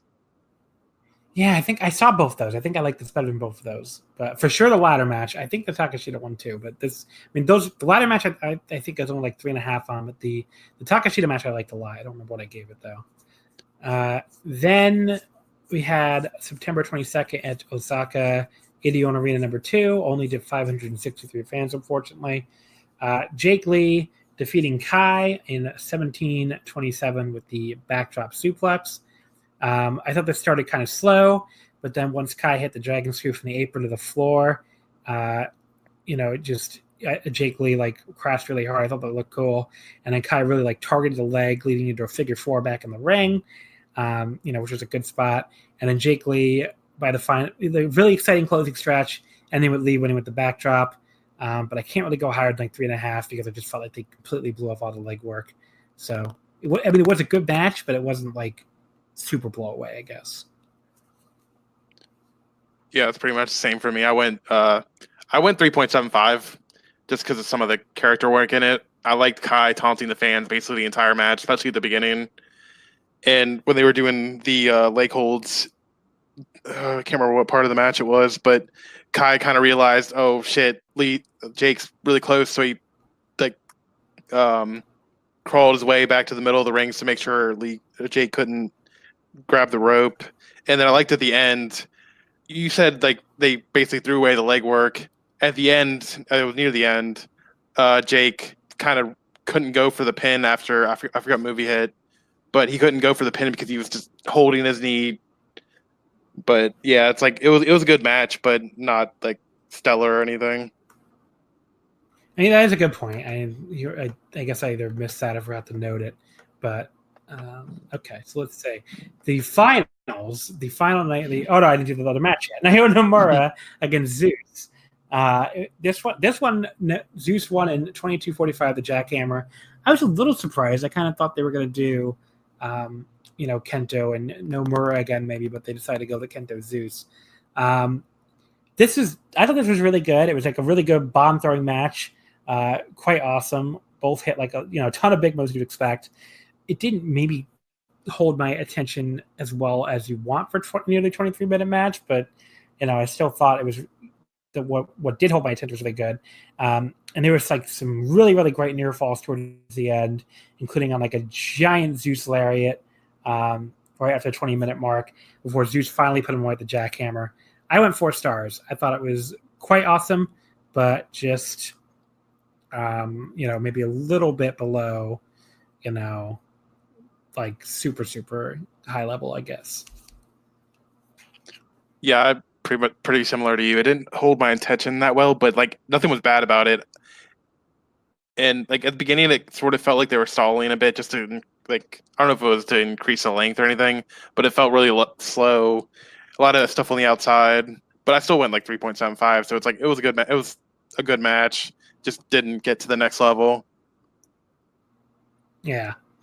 And then as far as that's it for that show. Then September 23rd in Nagoya, some good attendance news for once for All Japan. This did 1,005 fans, super no vacancy. That's up from their last couple shows in Nagoya. The Champion Carnival only did 694. The Dream Power Series did 617 in March with a all Asia title match main event. So maybe that wasn't as big of a show, but still better than the Champion Carnival did. That's pretty good. So I think a good sign there for their attendance, given they've had some some bad attendance numbers at first. Then as far as the tournament matches here, we go with Kento Miyahara and Zeus which went 11:05 for Kento won the Japanese leg roll clutch hold. I thought this was a good match, but it only went 11 minutes, and it felt like they were both kind of saving themselves, especially Kento saving himself in the main event. But I still went 3.5. It wasn't like a match I disliked or anything. Just definitely not like a Kento Zeus big match show or a big show main event or anything. Yes, I went 3.5 as well. It was a nice little sprint. You could tell Kento was saving himself. And like the only real note I have about this is that I really found it funny Kento and Zeus running like full speed up the stands to get to the wall so Zeus could bang him in the head on the wall. Like just the image of them running up the stairs was really funny to me. But other than that, it was a good sprint. Yeah. Then the other semifinal, Jake Lee beating Shuji Ishikawa 9-16 via referee stop. This was like on its way to being pretty good, and then it just ended off that high kick that just did not look like it should be causing a referee stoppage. It just didn't look like much, so I don't know. I only went 3 stars. I think it definitely could have been a lot better. Yeah, I went 3.5 on this too, and it's the same thing you said. Like I feel like it could have gotten there, gave it a couple minutes, and not end that weird way. Like Jake's kicks look really good sometimes, but other times they look really weak. And the one that landed the finish, it didn't look like it should have knocked him out, and that kind of hurt it for me. And then the Oudou tournament final, Jake Lee beating Kento Miyahara in 23:59 with the backdrop suplex. What'd you think of this one, TJ?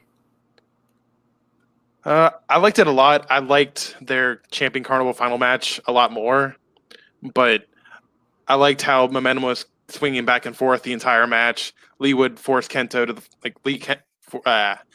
Jake forced Kento to the floor, and he got the upper hand for a little bit, but then Kento just took momentum back, started with a bunch of headbutts, took control back, and Kento kept playing to the crowd the entire match, or at least especially at the beginning. He was just toying with Jake the entire time.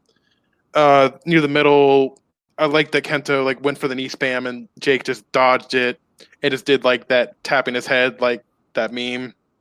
It's like, oh, I know what you're gonna do. They at one point they were on the apron. I think Kento did it. He did the suplex. Jake was on the apron and just suplexed him straight to the floor. That was pretty crazy. And I like Lee nearly got counted out at one point, and Kento was laying in wait. He knew he was going to get back in the ring, and as soon as Jake got back in, Kento hit him with a knee and then immediately suplexed him again. And I'm not sure I like the finish. It goes a bunch of knee strikes into a backdrop, but if just taking it off the backdrop, I don't like that being a finish to beat Kento. But the closing stretch in general was pretty great, and I went 4 1/4 on it. All right, well, this is our big gap because I did not like this that much. I only went 3 1/4. I just thought it was really dull early on until they finally went a little nuts at each other on the floor, and then there was another really really dull stretch where I don't know. There's a long Kento chin lock. I'm just what are we doing here? It's the Oudou finals. Do something. But the closing stretch was good, but it wasn't the super blow away closing stretch I was expecting. And then like you, I thought the finish was very anticlimactic. That's how you beat Kento Miyahara. Yeah, this man who basically cannot be pinned. He just gets hit with some knees and a backdrop, and he's pinned. I just thought that was I don't know. I would have rather had Jake Lee pin him with a fucking cradle than do that. Because this finish just it didn't feel like Kento was really beaten. It didn't make you feel okay, Jake Lee beat him the way he would beat him to win the Triple Crown from him. It just felt like Kento. It's the Oudou tournament. It's not the Triple Crown title match, so Kento can lose here. It just didn't feel earned. I think if Jake Lee had, after all this, after how unbeatable Kento's been, he won the fucking Champion Carnival this year. I mean, when Marufuji beat him for the Champion Carnival last year, he had to practically fucking kill him before he pinned him finally. Mm-hmm. And here it just felt like, wow, it's time for Jake Lee to win. So here we go. I don't know. I didn't like this. I still went 3 1/4 on it. It's not I hated it, but I really think they could have done a better job with Jake Lee's big win here. I think they should have, they should have had Kento kick out and Jake Lee go nuts and I don't know, hit 3 straight backdrops or something. Mm-hmm. And just really put the fucking X on it and be you have to murder this man to beat him, and Jake Lee fucking murdered him. This just felt why don't Jake Lee beat him? That's that. So I don't know. It's time for Jake Lee to beat him, so he beat him. Yeah, I definitely think it needed to be more definitive. Maybe we'll get that. Yeah. I don't think. Well, I mean, I guess we'll find out. But I don't think Jake Lee's gonna beat him. But see, no. I don't think he is beating him either, and that makes it even more important that he destroy him here. Yeah, exactly. Kento's gonna beat him for the title match anyway. Jake Lee should fucking kill him here. He should have murdered this man with 3 straight backdrops. I'm more and more convinced that should have been the finish. It should have been a fucking complete destruction because you have to kill this man to pin him. This was he beat him, but it did not feel. It felt well, he beat him here, but in the real match, the Triple Crown is on the line. That would have been good enough. So I don't know. It's the title match that just happened with Nomura. Nomura got even more offense than Jake did here. He got the upper hand on Kento a few times during that. So I don't know. I think it was a very badly booked match. I don't think it was whoever I mean, it could have been the two of them who came up with the finish or whatever, but like whoever came up with that finish, I think really needed to think harder about how hard it is to beat Kento Miyahara in 2019, and they really need to think harder about, how to make Jake. Like the goal here needs to be to make Jay Lee a star. They need Jake Lee to be a star. It's not as important, I guess, now that Nomura is really taking off. But I mean, All Japan still would like Jake Lee to be something, right? Mm-hmm. And I still think I might be the last person on earth who thinks this. I still think Jake Lee has something. I still think he has like some spark of potential, but like he needs to get around to showing a little bit more, and they need to book him better. I mean, they've booked that. I think is an undercover part of this year. They have booked Jake Lee like fucking shit. So I don't know. Like maybe they just don't have the confidence in him anymore. But I thought this was like, I don't know. I just didn't think this was a good Oudou win for him. So. I mean, maybe he destroys him to win the title. I doubt it. I think Kento. Yeah. Any final thoughts on the Oudou? The Oudou tournament to me, because last week we talked about the first round was disappointing. The second round was the highlight. Like by far the best part of this tournament. If you listener haven't watched any of it, was the second round. All four of the matches were like the lowest I had was 3.5. The other three were all 4 or better. So the second round was really really good. The first round was just like eh. And the semifinals and finals were, again, like very anime. So it was a weird tournament where the second round was really good stuff. Yeah, I feel the same way, especially the 9-18. That was probably easily the best day of the tournament, at least for tournament matches with Ikemen and Kento and Ishikawa and Takizawa. Yeah. But yeah, that's it then for All Japan, and we'll see where that goes from here. Let's quickly talk some Stardom before we get into the questions. The World Wonder Ring. So I got way behind on the Stardom, and that's probably why you haven't heard a lot about the 5-star Grand Prix in the last few weeks. But I did watch the final, and I watched some other random matches, all involving Hana Kimura actually. So I'm gonna go through them by date here. The other matches I watched. September 14th at nighttime, I saw Mayu Iwatani, because these are afternoon and night shows, I should say. So the night show in Osaka, I saw Mayu Iwatani pin or lose to Hana Kimura, I should say. I thought this was good. Maybe it was overhyped for me. I only went 3.5 on it, but it was a really good mix of like flying around and kicking each other's asses. I thought the highlight was the opening portion of the match, where like Mayu had said during her pre-match comments that she was expecting Hana to attack her either as she entered the ring or during the announcements. So when she entered the ring, she had this like really hilarious look on her face where she like looked at Hana like, "Don't you fucking do it. Don't you fucking do it. I'm ready if you do it." And she just like stared at her the entire time during the entrance. So I thought that was really funny. And then Hana did attack her during the announcement anyway, but she was ready and like, fought back and stuff. So that was kind of cool. But yeah, I don't know. Did you have this higher? It seemed like I think most people had this higher than I did. Yeah, I went 4 on it. I didn't really write much about it, but it's like you said, I love that opening, like the pre-match and then the attack angle. It's like Mayu knew Hana was going to come after her, and she did anyway, and it didn't really paid off in the end, but it didn't pay off at first. But yeah. I kind of binged all of this at once almost, so I won't have much to say about a lot of them because they're going to blend together a little bit, but other than the final. But yeah. September 16th in the afternoon in Fukuoka, Hana Kimura against Momo Watanabe. Okay, before I talk about the actual match, I have to talk about this. Stardom fans have a little bit of reputation for being creepy. I think it's a little unfair. I went to a Stardom show. There were plenty of non-creepy fans there. But there were definitely also some creepy fans there.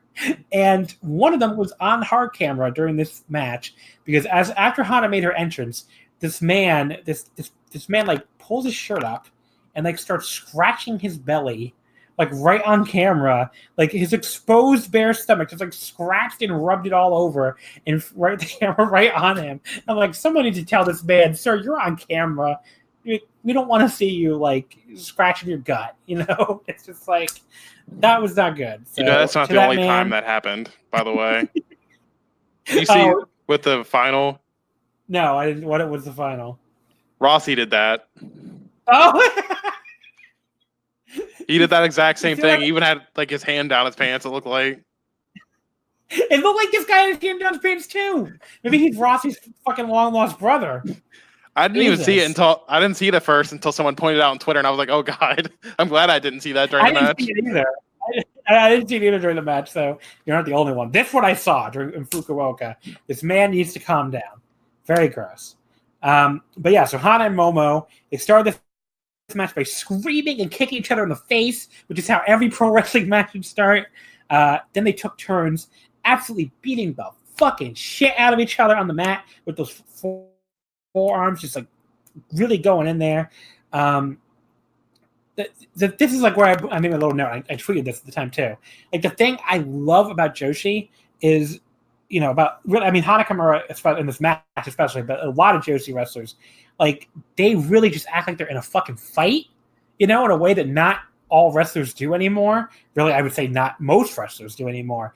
And it's like face or heel, it doesn't matter. They kick you while you're down. They fucking scrape their boot against your face. They choke you in the corner and choke you in the ropes. They act like they're in a fucking fight, and they're fighting not just to win, but to survive. And that's always, look, I've said this before, this is an idol promotion. They do not have to do this. And they beat the shit out of each other. And, because I guess because that's what they want to do, but they have like a certain level of like respect for their craft, and like they really go out there trying to have something that looks like a simulated fight, which God knows you're not getting that if you turn on the USA channel, or even frankly watch a lot of New Japan matches. Or All Japan. So it looks more like a simulated fight than a lot of wrestling does. But yeah, this match was awesome. It was stiff as hell. They threw like total bombs for the finishing stretch, and I went 4 stars on it. And this is where I saw the Tiger Lily, the missile dropkick, and the package file driver, I think, for the first time. And she promised to win the 5-star with it, which did not come true, but Hana did win the 5-star anyway. But yeah, this was awesome. Yeah, I love the match too. I went 4 stars also. I love that Tiger Lily pile driver. Like, she hits that really well. And with how she won, I think she hit it in this match too. Or maybe it was the Hazuki match I'm thinking about. But that I think it's an octopus hold. I'm really bad with moves sometimes. Mm-hmm. That whatever that submission is, like, it looks brutal. She doesn't always win with it, but it looks painful putting people in it. Is it a Majigatame? I think that's the name. Yeah. I don't know. Anyway. It's really comparable to a Wrestle One wrestler, Daiki Inaba. Like, they both hit it in the same way, lock it in, like fall while they're hitting it in. It looks painful. Yeah. I should say Jujigatame. That's what I said, Majigatame. But I don't know if it is a Jujigatame or not, but looking at a dialogue, like a diagram of it, but whatever. The September 22nd Korakuen, the final night, I watched 2 matches. I watched Hazuki and Hana, which this again was awesome. Just a total fucking wild brawl. Again, they beat the piss out of each other with the forearms. And Hana won the Lotus Flower. Just another ridiculously stiff, really fucking wild, Joshi match here. I went 4 stars on this as well. Yeah, I went 4 stars too, and basically same points as you. It was great, really good brawling, and just really stiff once they were in the ring. And then the finals, which was Hana Kimura and Konami. Do you think it was supposed to be Jungle Kiona? Maybe. Speculated. Like, I think either Konami or Jungle would have made sense. Like, I originally predicted it was going to be Kagetsu and do a rematch of that from that red title belt defense last year. But once we got to that point where it was going to be either Konami or Jamie because of how the points were. So I guess, I don't know. If it was going to be one of those two, I would have assumed it would have been Jamie. But I guess Konami's someone you can beat. I'm sorry, Konami fans. Yeah, so Konami, they're in the same unit. They're both in Tokyo Cyber Squad, but Konami jumps her at the bell. And it's like, how dare you, after all Hana did for you, which was mostly call you ugly, but all that shit about her being plain Jane. But But yeah, this was really awesome. Konami worked over her leg a lot because Hana had a big bandage there. I noted here that Hana's screams of pain are indistinguishable from her screams of rage because they just screaming the entire match, whether she's screaming in pain or screaming in rage. Her selling was fucking awesome here. Like at one point, Konami did a double stomp off the top on the leg, and I'm sure that hurt a lot anyway, so that probably helped. But she sold that like she was just shot in the leg. Like that was awesome. And there's another point where Konami like transitions from an ankle lock into the leg trap German suplex like beautifully, like as beautiful of a transition as you'll see in a wrestling match this year. And then Hana just basically. Hana looks like she's done, but then she gets that submission out of nowhere, which I love that finish. It's just like, no matter what you've gone through, it's supposed to be a fight. Just like any MMA fight, you can catch someone a submission out of nowhere and beat them.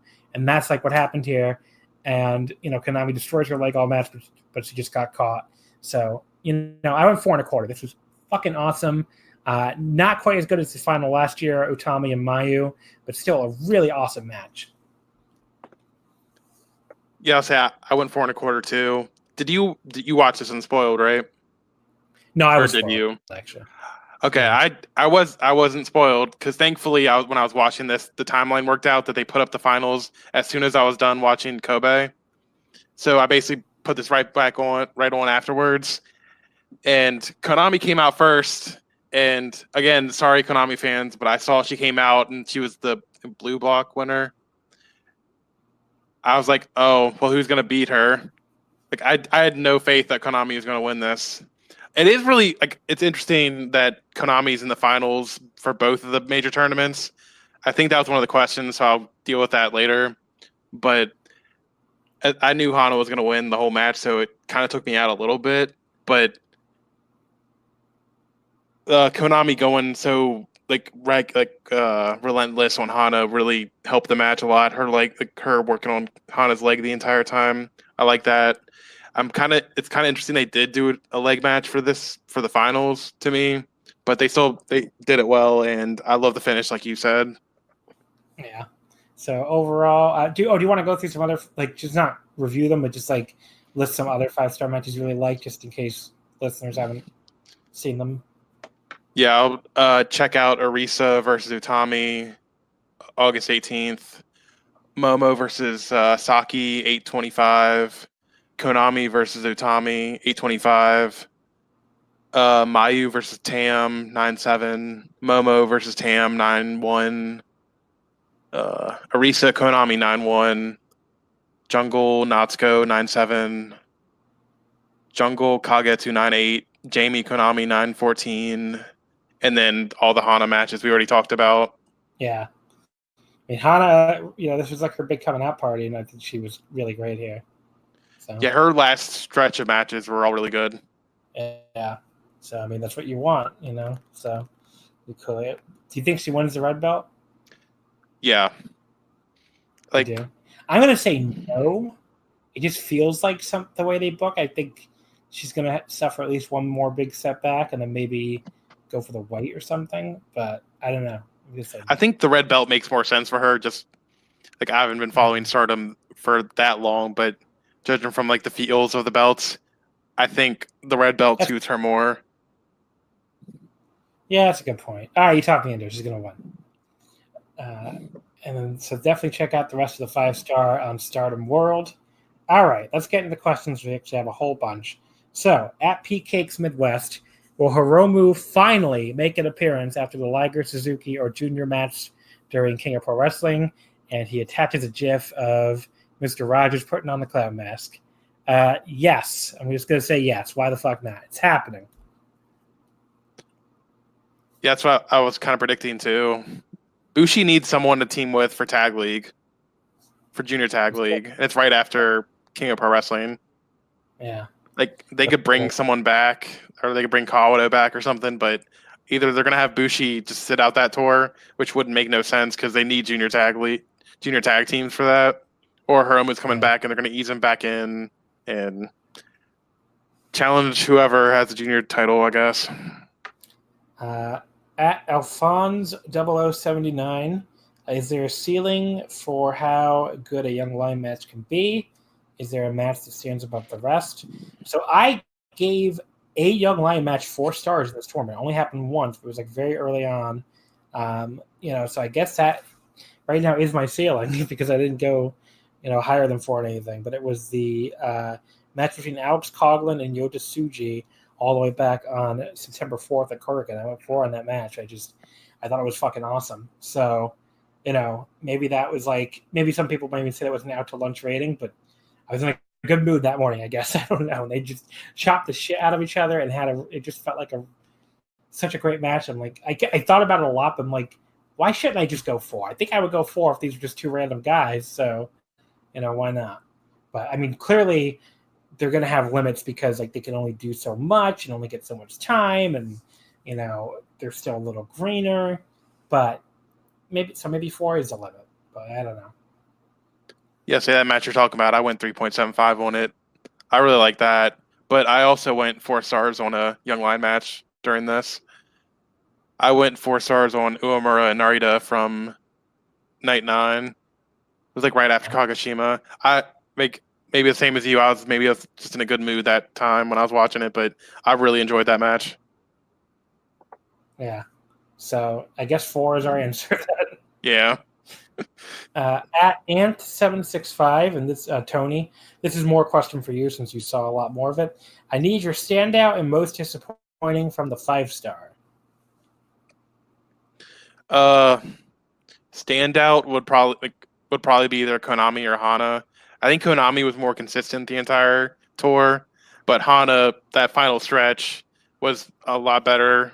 And plus, Konami was in the last match, so that helps her too. But disappointing, I don't really know. I didn't really have anyone that outright disappointed me. B didn't really have a exciting tournament for me, but I wasn't expecting her to. I liked her match with Kagetsu. That was really good. And then Avery, I didn't really expect much out of her. She basically did what I expected her to. So I don't really have a most disappointing. At Bloody Sauce Day, who do you think are the next 3 World of Stardom champions going to be? He's really challenging there. Not just the next champion, the next 3. I think Hana's the next red belt or next champ. I'm gonna say Momo beats her for it, and either Utami or not Azumi. Either Utami or Hazuki is going to beat Momo for it. All right. So write that one down. I guess we'll find out. Judging by how often Stardom does title changes, we'll find out in 3.5 years. Yeah. And does Hana Kimura? Okay, I don't know. He worded this a little wrong. A little weird, I mean. I guess he means, will Hana Kimura take Momo's place as ace or before she even really gets there? I don't think Momo's going anywhere, buddy. I think they're going to be competing aces, Yeah, I think if Hana wins the red belt, she's not going to hold it for that long. I think Momo's going to take it from her, and I think Momo's the ace. Momo's the ace. That's who they're building, and they're going to be secondary people. But I think I'd almost put Hazuki above Hana in that. Yeah, Hana just won the 5-star, but I think they see a lot in Hazuki as Momo's rival. Dylan Fox says, what is the best inanimate object in Stardom? Hana's light-up sword, Jungle's gun, Kagetsu's blade, Natsu's hat, or Pichan? I have to go with Pichan here. I love Pichan. I'm going to go with the light-up sword. Wow. Traitor to Pichan. I do like that after when they were handing out the awards that Tam put Pichan on top of the trophy. Yeah, that was so awesome. I love Tam. How can you not love Tam? At Ice Age Coming, is Azumi the best 16-year-old wrestler ever? I would love to know who's better. I can't think of anybody. Jun Agami didn't start under 18, did he? I have no idea. So, look, Azumi's up there. If she's not the best, she must be at least in the top 3. So, yeah, say from what I know, I'd go with her. Yeah, she's so good already. Look, she's better than Momo was at 16, and look at Momo now. So, I don't know. I mean, the sky seems like the limit for Azumi. Tokyo Cyber Alex, thoughts on this BJV team that they set up? So there's gonna be, for people who don't know, there's gonna be a cross unit Queen's Quest and Oedo Tai team for the upcoming tag league. What do you think about this? I'm not really sure. Like, and maybe it'll make the draft a little more interesting whenever they do that next year if they decide to do it again. But as far as like what's happening now, I don't know. Maybe they go through the thing, they lose the finals or something like that. Jamie goes apeshit and like attacks B and challenges her if B's still the champion. But I don't know where they're going with this. Jamie's really good. B's gotten better, but I still don't think she's as good as Jamie. So maybe as a team they'll be great though. Who knows? Yeah, but two big thorns. If I have to watch Jamie or watch B be in this, I think Jamie's a good partner for her. Especially if Jamie's in it more. Like, I don't know. I'm not gonna start hating on B right now, but some people really hate B, and I think you're one of them. But I don't really hate B that much. I'm indifferent to her. Like, she's fine. I don't think she has really bad matches anymore. She's a lot better than she used to be. But it's just like I can't get into her matches. I don't know. I mean, look, what I will say for B is seeing her on the AEW show was like fucking eye opening. And that pre-show tag match, I guess, that like Fight for the Fallen, because it's like, wow, this girl who sometimes looks incompetent in Stardom looks like the fucking best wrestler they have in AEW, which I guess just speaks to the standard in Stardom. At Seth Plot, he said, I feel as if the Kenta Yoshihashi match for the Never belt is under the radar candidate for match of the FSU tour. Kenta's Kenta and means aside, Yoshi's a really good worker who steps in one-on-one matches with great talent. Thoughts? I think we kind of covered this already, but I basically said the same thing. I said I think Kenta and Yoshihashi can be a really good match if they both have their working boots on that night. Yeah, I mean, it's like really the most important thing on the card or on the tour, other than like the heavyweight title match, and I think that'll be good. But I think Kenta and Yoshihashi has a higher ceiling. But we'll see. At Mato_Soto, would you agree with Arisa Hoshiki as most improved wrestler of 2019 and candidate of Joshi MVP? Most improved, probably. I mean, she was not someone I was that into before this year. She's been awesome. I don't know about Joshi MVP. That seems a little too far. Yeah, like I can't speak too much on the most improved because I wasn't following Stardom a lot when she first came back, but she's definitely up there for like the Joshi I've liked the most this year. But I like Momo better this year so far. I've liked Maya Yukihi a lot this year. So I don't know. I'd probably pick, if I was going for Joshi MVP, I'd go either Momo or Maya. I would say Suri or Momo, or maybe even like Arisa Nakajima and Seedling, although I need to see more of her recent stuff, but the stuff I saw was really good. I've gone. Yeah. Oh, what were you going to say? Well, I was going to say I also liked Julia a lot this year in Ice Ribbon. Yeah, I don't watch Ice Ribbon, so I can't speak to. And it's one of the portions I always feel like I should watch, and then just somehow never get around to it. And then he had one of the questions here. He said, do you think Naito will win the IWGP title, or will they get Nakamura and stay in that place? I think he's winning at the Dome. I feel stupid saying it, sort of, because it's fucking Naito and it's fucking Gato, and I'm always going to feel like I'm going to get Gatoed. But no, I think he's winning it at the Dome. It feels like the famous last words, but I mean, look, we didn't mention this. He had this article in Tokyo Sports where they may as well have been saying with like a fucking flashing red banner, he's the story. He's gonna win. Because they're like, they had his dad there. People don't know. They run these stories in Tokyo Sports that are angles, basically. Like they run storylines in Tokyo Sports. It's one of the ways New Japan, does their storylines. It's weird, but that's what they do.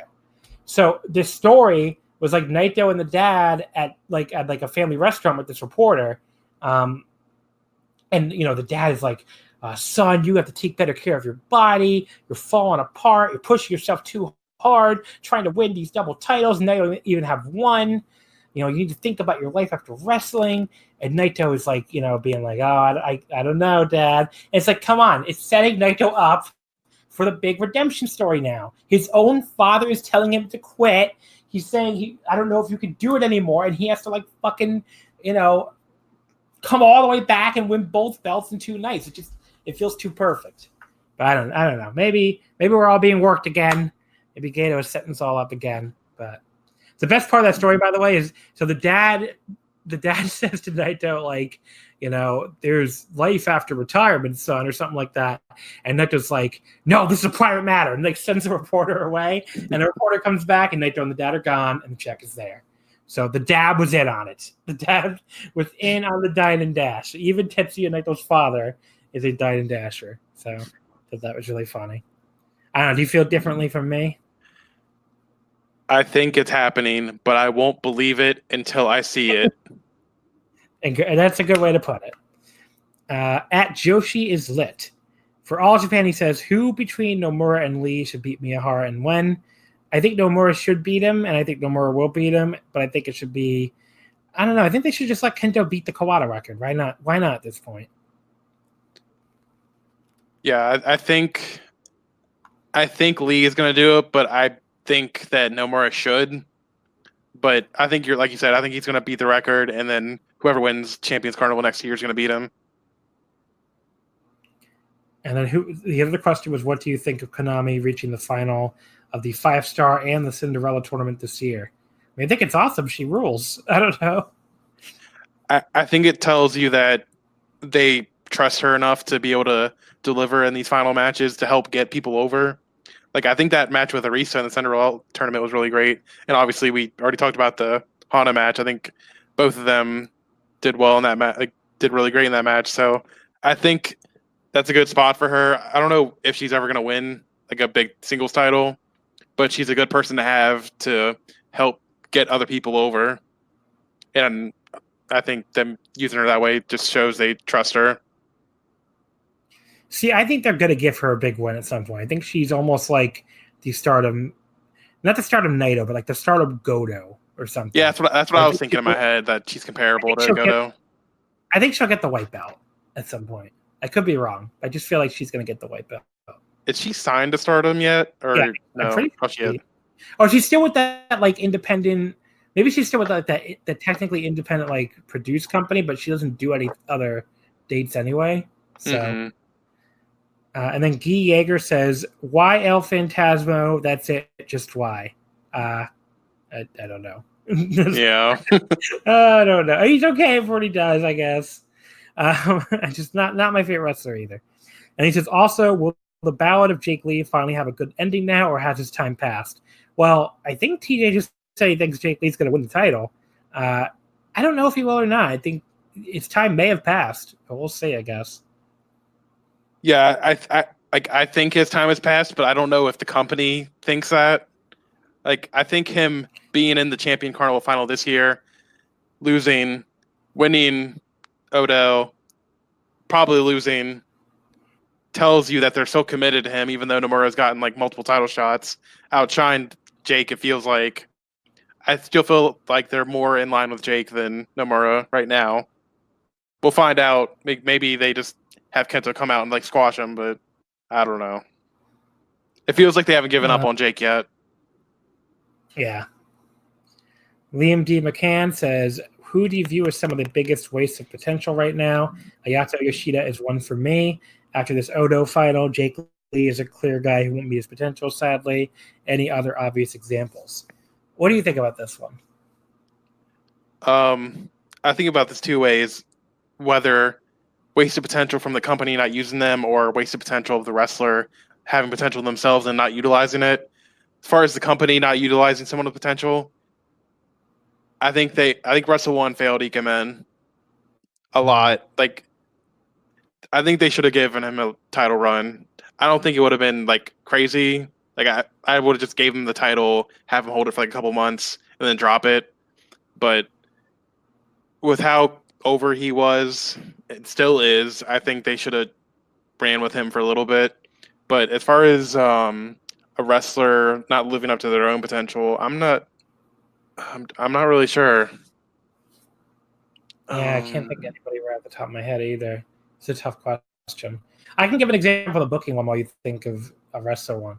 I think, I totally got why they didn't do this, but I'm going to go all the way back to Dragon Gate. And after Naruki Doi, got kicked out of, I think, for Zerk at that point, he was just like such a hot baby face, and the crowds were so into him, and they really could have gone with him as a champion, but they never put the Dream Gate on him, and they had Yamato beat him. And I think the big reason why is because his last Dream Gate run, his big long Dream Gate run was kind of a flop.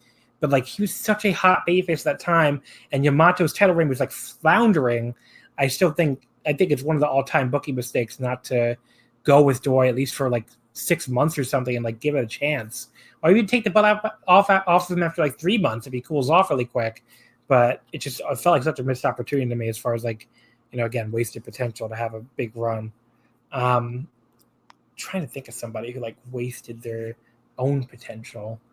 It's a tough question. I mean, people used to think Yujiro Takahashi was going to be a big star.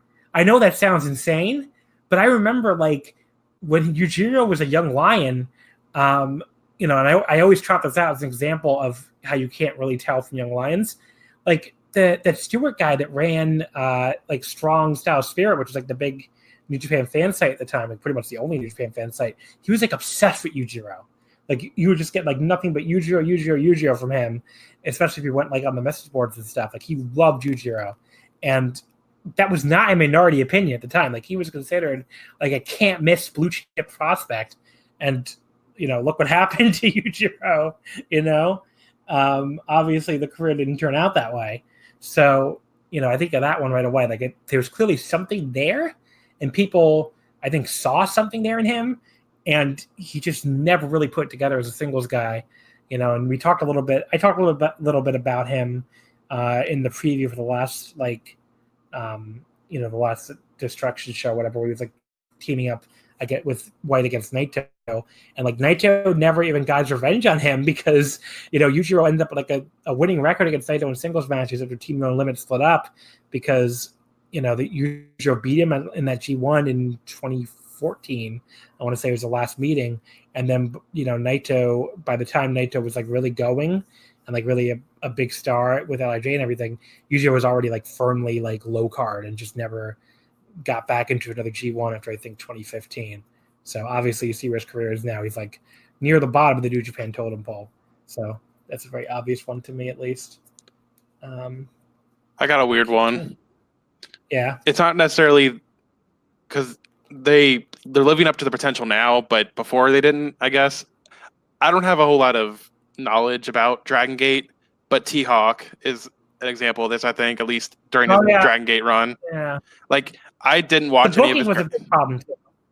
Okay. Yeah, because I didn't watch any of his Dragon Gate stuff, really, but up until, like, he left and Strong Hearts became a thing, but I'm just watching him last year, and especially this year, it's just like, how is he not a bigger thing than he was? Like, he's one of my favorite wrestlers this year.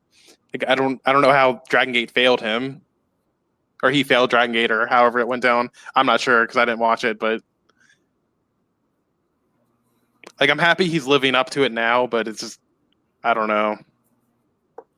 I realized, by the way, during that last part that we've had like a weird audio delay. So I think that happened to the flagship too last week. But I want to apologize to the listener if there's like any weird parts where we're talking over each other or something, but I think we do have, I don't know how it's going to sound on the actual file, but yeah, T-Hawk, that's a great example too. He never really lived up to his potential in Dragon Gate, and like I said, I think booking was a huge part of the problem. It's hard for me to think of any other really obvious ones because I don't know. I mean, I guess you could say like 99% of the WWE roster in the past like 15 years, but it seems like a boring pick. Yeah, like I thought about people from that, and I was like, that's more booking than anything with that. Like, yeah, it's like nobody lives up to the potential there because you could say everybody lives up to the potential there because their potential in WWE is to be a cog in the endless machine. So, like, of course, you're never going to get any, like, you know, unless your name is Brock Lesnar, you're never going to really get over Yeah. Big star. Yeah, I don't know. I can't think of anybody else really. There's probably somebody really obvious I'm not thinking of. I guess people thought Goto would be out of AJPW champion by now, but, you know, like, it doesn't happen for everybody. But yeah, I don't know. There's nobody. I guess you could say Kushida if you want to talk about his heavyweight potential, but that's Yeah, I never bought that though. I always thought he was too tiny. You know, just a little bit too small to be an effective heavyweight. I know that's not always a popular take, but I mean, I think he could have been a heavyweight. They easily could have made him a heavyweight and had compelling matches, and the fans would have been fine with it. But I don't think he was ever going to be a headliner as a heavyweight. But yeah, I don't know. Like, I mean, I guess when he first broke out, people probably thought like Maybach Taniguchi was going to be a bigger deal than he ended up being, because he was like this, you know, just like Noah was already kind of at a lull and like on their way down, and then like this guy debuts and he's like, oh, look at this big dude, you know, he's got a kind of cool gimmick, but we didn't realize, I guess, that he was already really old when he started, and he just never really improved. So I think it became clear pretty quick. I guess it's more of a case like he didn't have as much potential as it looked at first. So, but yeah, it's a cool question, Liam. Thanks for sending that one in. At Ice Age Coming, again, if I may have a second question, All Japan's normal booking, to be fair, is a wee bit dull. If you were to book another Miyahara title defense that might liven them up slightly from any realistic source, then who would you bring in? Why don't you go first, TJ? Who would you bring in for a unrealistic Kento Miyahara title challenge?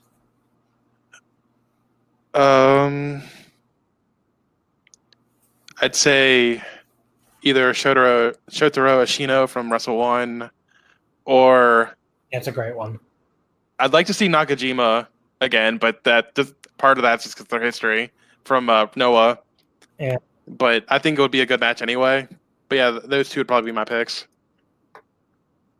Yeah, I mean, Nakajima would definitely be one of my picks for sure. If it's not even like super unrealistic, if they ever get Strong Hearts, him and T-Hawk could probably have a really good match. Yeah, I'd really like to see that. I don't know who else. Maybe if they bring in like Takashita from DDT, they could have like the endless kick out battle where they both like the faces that refuse to die. That would really be something. I mean, fuck, maybe they could bring in, we're getting unrealistic, but still, like, he takes Japan dates, Kento versus Kenny, battle of the knee strikes. So, I mean, that would be something, at least.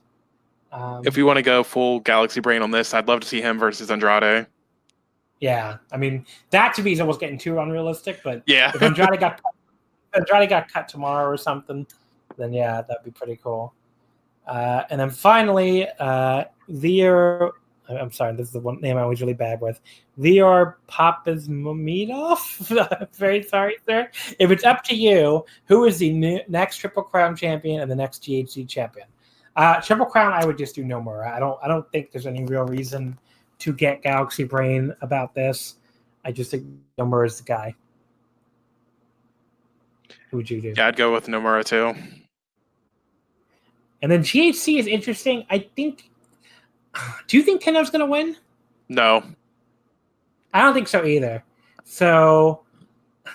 I thought he might have, but then they debuted that new belt, and I was like, no, they're keeping that on Kaito with that new belt.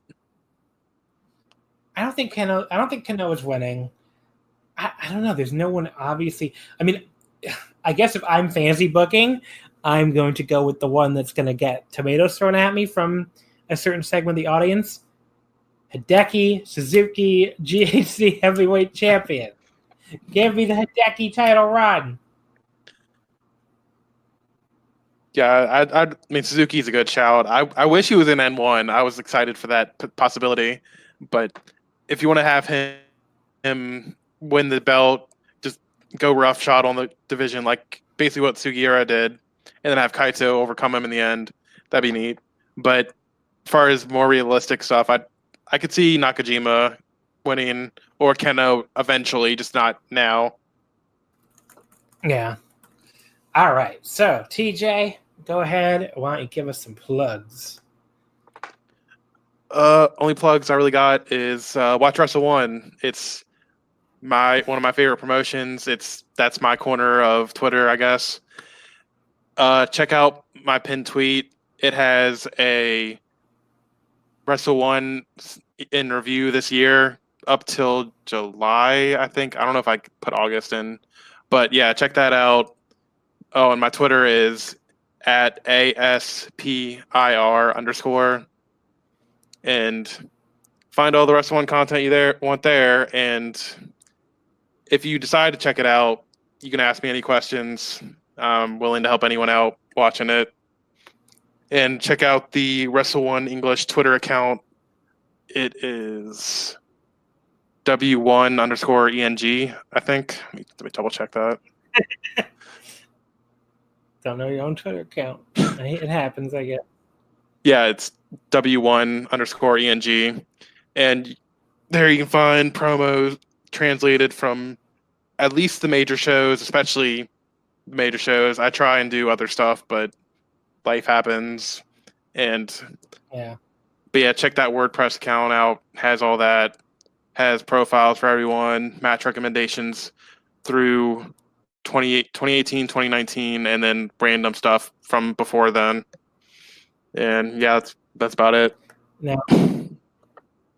as you notice, since I keep having TJ on here to talk about anything but Wrestle 1, I'm not really watching Wrestle 1 lately, but hopefully someday I get a chance to do that again. I was watching it, but like no one else was watching it. And I guess like a few people watch it now since the Strongheart showed up, but I probably went far behind, never caught up. Yeah, so. It's been pretty exciting since they showed up.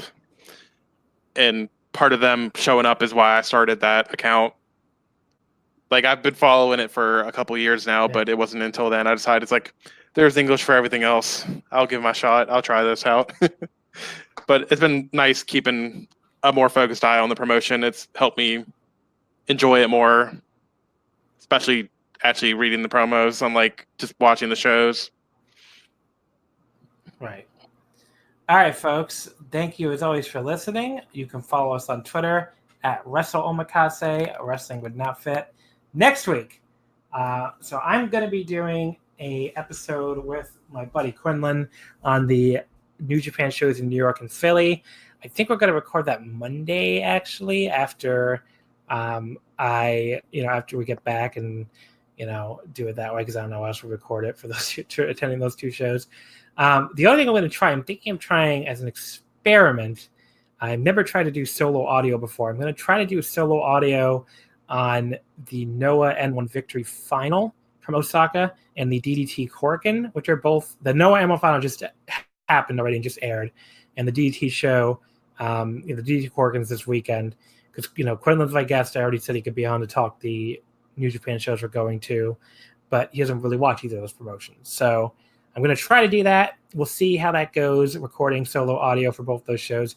If I hate it and I don't like it, I might just not include it in the episode, and I might just do the New Japan with Quinlan, but we'll see. In the meantime, like I said, follow us on Twitter.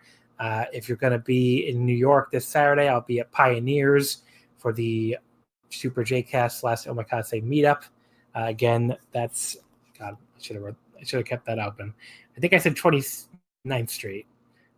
So that should be, right over by, by Penn Station, like between 6th and 7th. So Pioneers Bar. Just look up Pioneers Bar. You probably have Google Maps if you listen to this. And then the Sunday show, I'll be at the JCast meetup at, Old Man Tolls, I think it's called. So, the Old Man...